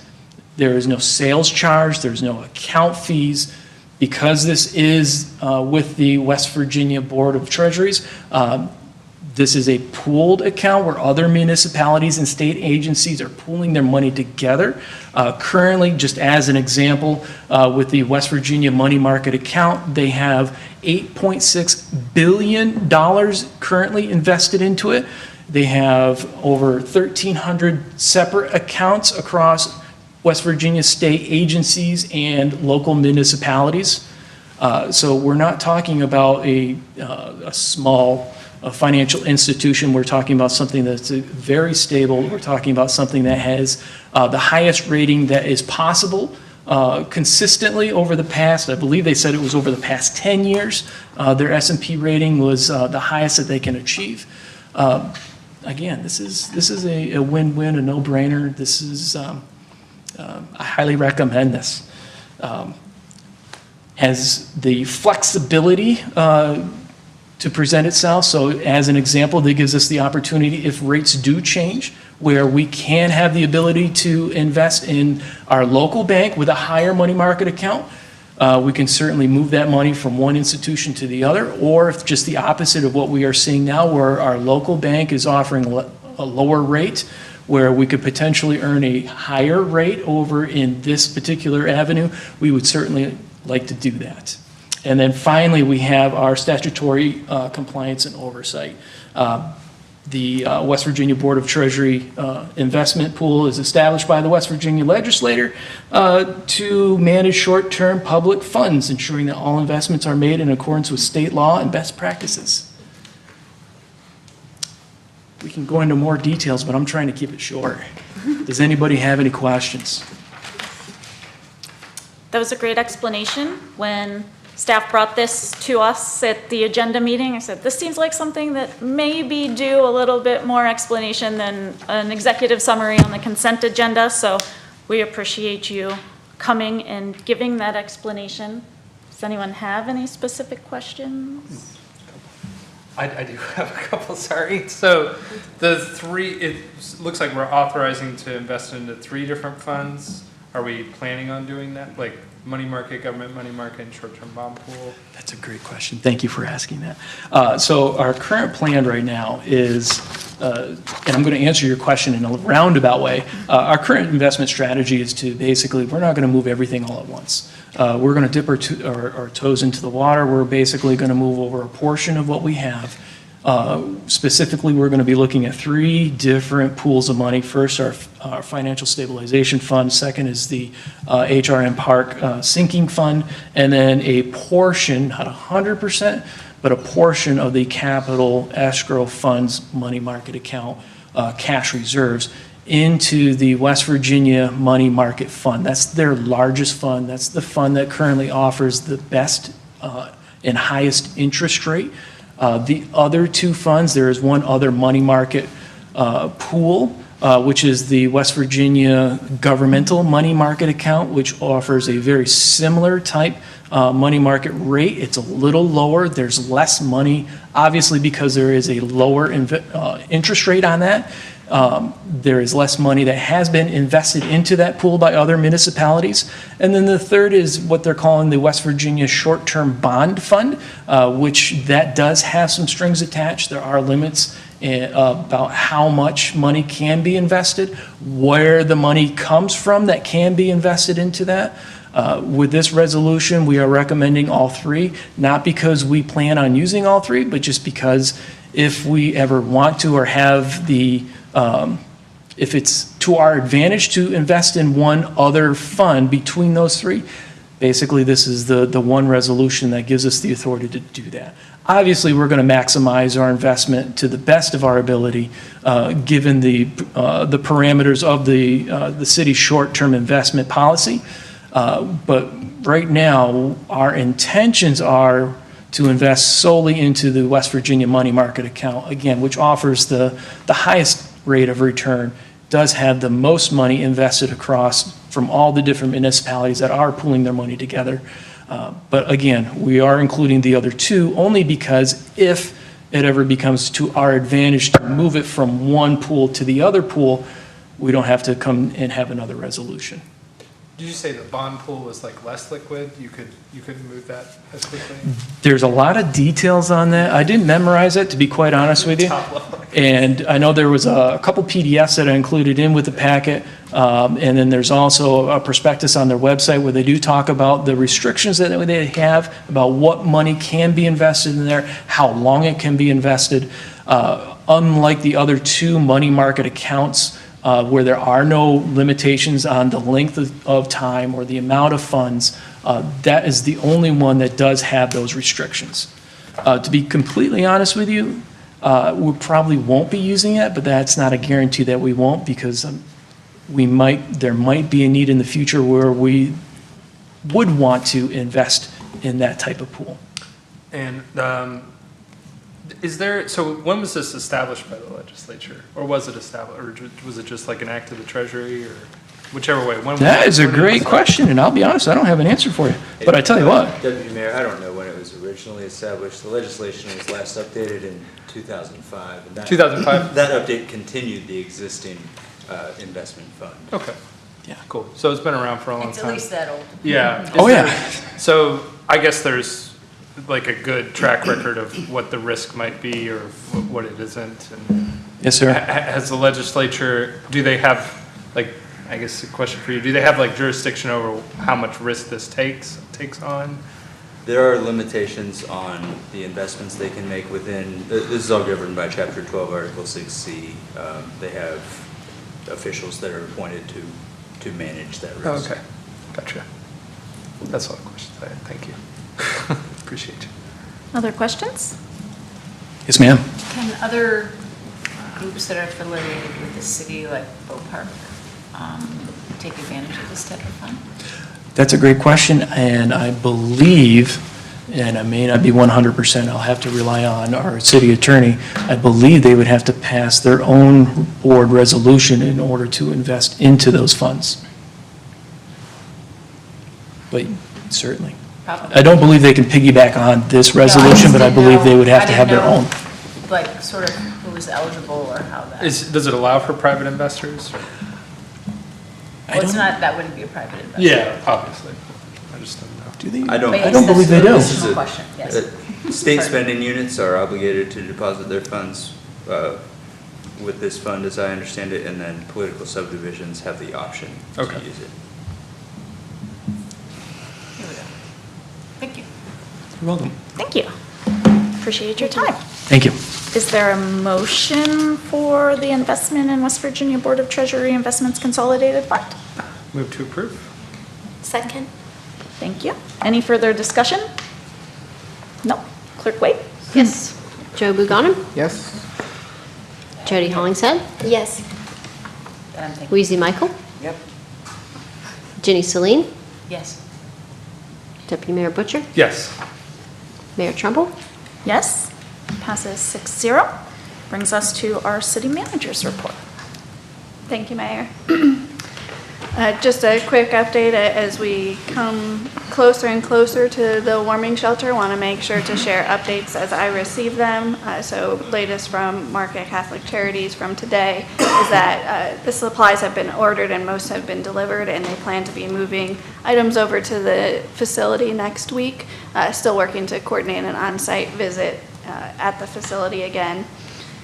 They have secured their laundry services, and a batch of employees are moving their way through the background check, still targeting that mid-December timeframe. So as you all are aware, the public safety building has been made as an accessible warming location. We recognize that this doesn't provide the full services of a shelter, but is a stopgap measure in order to make sure that people have a place to go. And we have had people take us up and use that facility, so we're pleased to see that. As a reminder, we do have our legislative session on December 16th at 5:30, so we're looking forward to hosting them. And then the last thing that I wanted to update, and certainly enjoyed the update related to the safety walk. Thank you for bringing all of that information forward. Staff does have the report, and they are actively going through it and making sure we have a record of what are the items that are the cities to resolve, and what can we use and help advocate for even items that maybe aren't ours to resolve, such as working with the DOH.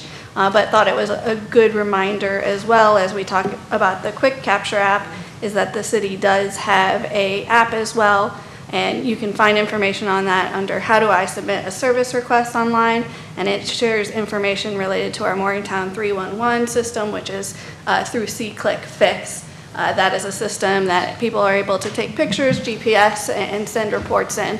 Certainly from a staff perspective, we're always looking to enhance our ability to respond to those, make sure they're closed out in a timely manner, make sure updates are put in there. But there are a lot of capabilities of that system, so we encourage, as people see things around town that need addressed, the more eyes the better, and that's a great tool for them to report that to staff. So that concludes my report. Thank you. Report from City Clerk. Thank you, Mayor. I just wanted to remind folks that we will have, the Police Civil Service Commission will be holding entry-level police officer exams on January 24th, 2026. And the Fire Civil Service Commission will be holding their first agility exam for firefighters on January 31st, that's a Saturday. And then there's an additional open house coming up on Saturday, December 20th at 9 a.m. We are getting in applications for both, so that's good news. And if folks are interested in applying, please check out our website at morgantownwv.gov. And that concludes my report. Thank you. Report from the city attorney. Thank you, Mayor. City Council conducted a hearing this evening on a request for exemption from the vacant structure registration requirement. I will circulate a draft order to council members for their review. Councilor Downs mentioned at the last meeting some initiatives to facilitate location of neighborhood businesses more easily in some areas of the town. I passed along one option for doing that, and also shared that with the Director of Development Services. If council members are interested in that, or if you have other initiatives where you'd like some resources, I'm happy to share those, of course. Also in zoning legislation news, as a reminder, your ordinance updating the non-conforming provisions of the zoning code, specifically to provide a process to revive abandoned non-conforming uses, is before the Planning Commission on its December agenda and should be available for council to take up in January. And that is all I have to report. Thank you. Comes to the report from council members. Councilor Abugano. Sure. I don't have much to report. We have a neighborhood meeting next week. And I also wanted to thank city staff for getting the roads clean. I know that I spoke with Damian Davis this morning, and they said that they had ran into some first snow hiccups, but by the end of the day, I think everything looked pretty great. And I just appreciate all the hard work that goes into it, especially considering that it seemed like a lot more snow than was expected. So that's it. Thank you. Welcome to the Morgantown snow. Yeah. She probably got some of that in Kentucky. Yeah, but I made it in today just fine. Well, first off, I would like to, on behalf of, I'm sure all the council and Councilor Downs also, thank you for the shelter, or giving place for people to come out of the cold at our public building on Spruce Street. I had the honor today, or pleasure, of going over to Woodburn and representing City Council and the city for the new, the lighting of the Woodburn Circle, which to me, it's great to bring back a tradition, because what I saw tonight was a lot of our community, the city residents, bringing their kids and engaging, and I think that's just so important with our relationship with WVU and our city, and going out and doing these events and having face-to-face interactions with people. That's good, and I know all this council does that. So on that note, and I also want to say, with President Benson, we really hit a home run with him, because he's going to do so much good for this city, and for West Virginia University, and engaging with the city and including the city in a lot of these events. And I'm so proud to work there and be a part of it, and also be here at the City Council. So I know I'm in a unique position, and I enjoy that. So that's all I have for tonight. I don't have a lot to report. I do want to thank Clerk Wade for facilitating the coloring contest and getting all the kiddos in here. That was really great. Thanks to the staff who had a part in that. That was the first time I had a nice, warm, fuzzy council meeting as a council member, and that was great, so thank you. I'm so glad you thanked everyone for the shelter. I wanted to echo that. And I hope not to steal Councilor Downs' thunder while he's gone. But oh, dude. Oh, boom. Mayor Trumbull and I attended the Greenmont Neighborhood Association meeting last night, and it was just a really constructive and hopeful conversation about the levers the city has to shape the neighborhoods in our city, and the processes citizens can take and the part they can have in shaping their neighborhoods and turning them into the delightful, walkable, welcoming, safe places that we all want. The Greenmont Neighborhood Association has something really cool going, and I'm really proud of them. And I was happy to be a part of that conversation last night. And I also just want to mention, I'm noticing the relationship between the city and the university coming up a lot with everyone on council, and we're creating some really great connections with the university, and I just want to encourage us all to keep that up. This is the first time in a while I've heard this much talk about that, and I'm really hopeful with our new president and having so many members of council who are committed to that relationship. I think we're in a good spot to make some progress there. That's all I have. Thank you. Councilor Slim? So I thought it was interesting this evening when we were talking about safety walks, and we were talking about, and I hope that I caught this correctly, or I hope that I didn't catch this correctly, but I think I did.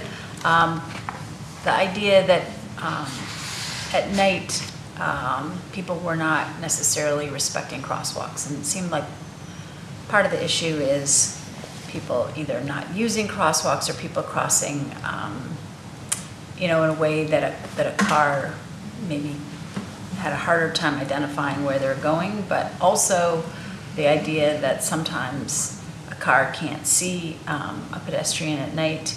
So the idea of lighting is important. Also the idea of educating both car drivers and pedestrians about that unpredictability and exercising caution and having more, I know down the center of High Street we used to have some uprights that really highlighted that people needed to stop for a pedestrian in the crosswalk. I know that I was downtown last evening for maybe 3 hours, and maybe they've been a little bit longer, and that there was crosswalks just right on High Street, crossing in the crosswalk and having that not be respected by cars. Even when you wait a little bit and you go, and people just absolutely, one car and then another car and three people, and clearly can be seen and need to have that mutual respect between pedestrians and car drivers. So somehow, and most of us who are of driving age are both. So when we're in each role, we need to think about how it feels to be in the other role, and any kind of education that we can have, any kind of reminder that we do, and also at corners that there is not a crosswalk where roads intersect. There is a theoretic actual crosswalk that pedestrians are allowed to cross. Pedestrians are allowed to cross the road. So even if you don't see a crosswalk and you're a driver, there can still be someone crossing at an intersection, and that is a legal crosswalk in the state of West Virginia. So we need to just work on that so that we're not endangering each other in any way. I appreciate the work of Andy Cronin York and the Municipal Index, and it's nice to appreciate it when you're actually in attendance. So thank you very much. And I appreciate the reminder about using the C Quick Fix app and making sure that we are reporting what we see. Let's see.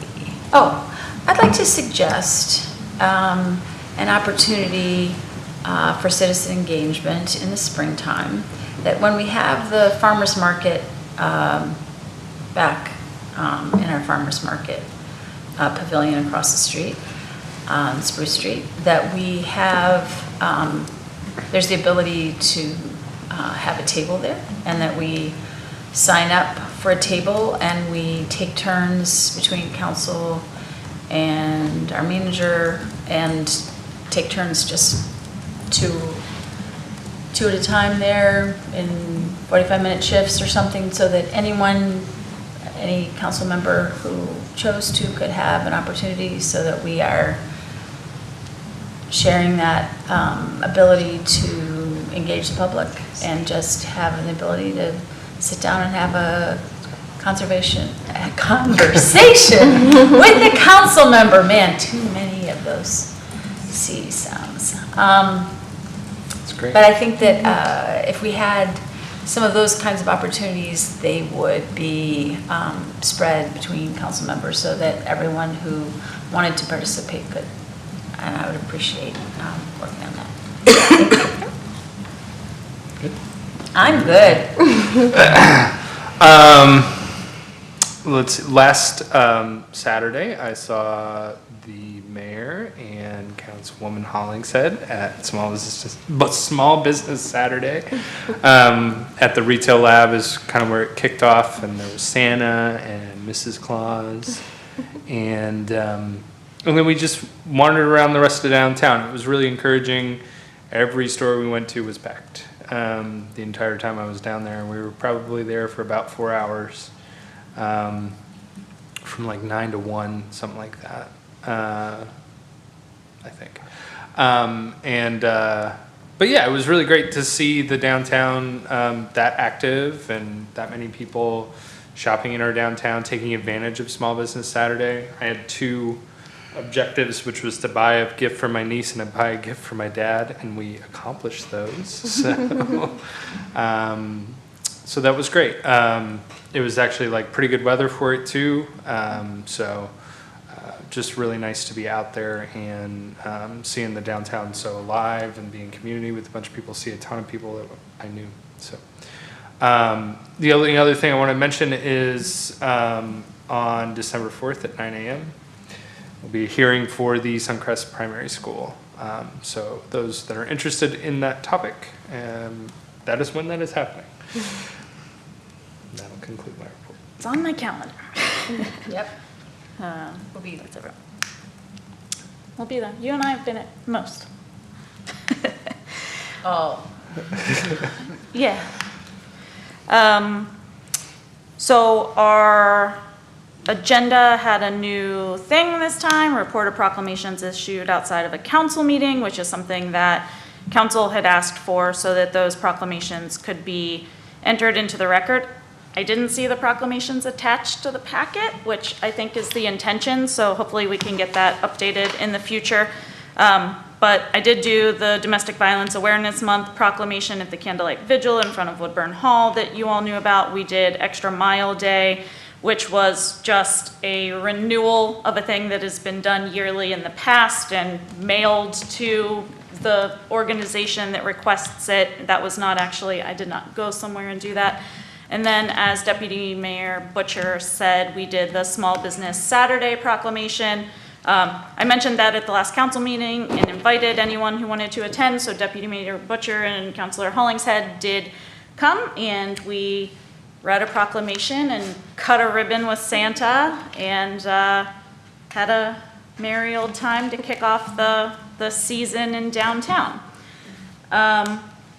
There are a couple of other downtown events coming up if you missed Small Business Saturday. This Saturday afternoon is the Santa Crawl, which starts at Jean's Beer Garden, and everyone comes and dresses like Santa and hits a few establishments throughout the downtown. I know that there's some vendors setting up at some of those establishments. I'm sure they would appreciate the support. And then on Saturday, December 13th is Main Street Morgantown's Downtown Dash, which there will be vendor markets at Apothecary, Hoot and How, and the Co-op, and Main Street Morgantown and Breeze Line put together a scavenger hunt of sorts. You can enter to win prizes by visiting downtown businesses. So there's a lot of information about that on the Main Street Morgantown social media. The trees up downtown. I love it. It's so pretty and I'm so excited. And I mentioned at the last council meeting that we were working on another photo installation kind of thing. So friends and I, including Councilor Downs, built an 8-foot wide wreath that has ornaments and lights, and it is placed in front of the Warner Theater. Thanks to Director Damian Davis, who went down at 9 p.m. the night that we texted him and said, look at the wreath we built. And he said, oh, I'm about to go out of town for Thanksgiving. Let me go turn on the power for you. So he went down. That's the only cost is everything was donated other than the electricity to light it up during the evenings so that it's a nice festive place. I've seen many pictures that you all have taken in front of it, and I hope others will visit it. Speaking of holiday lights, Woodburn Association of Neighbors on their social media has announced a Woodburn specific home decorating contest. There's a couple of different categories, a couple of different prizes. We have some very excited tweens and teens who will be the official judges. So very unbiased there. We look forward to that. Again, you can find that on the Woodburn Association of Neighbors social media with a link to put yourself on the map or see which homes in the neighborhood have placed themselves on the map if you're just looking to drive around and look. You already talked about the Greenmont Neighborhood Association. That was a good conversation talking about, opportunities for rezoning or amending the land use table or adding an overlay district. Appreciation to Director Yeager and the new city planner, Seth Cardwell, for joining us at that meeting and having that initial conversation with the neighborhood. And I think that's going to be ongoing over the next few months. So definitely a start, but not the only neighborhood that is able to do that. If anyone else is interested in discussing options for neighborhood-based businesses, definitely reach out. I think that's good. Is there anyone willing to move us into executive session?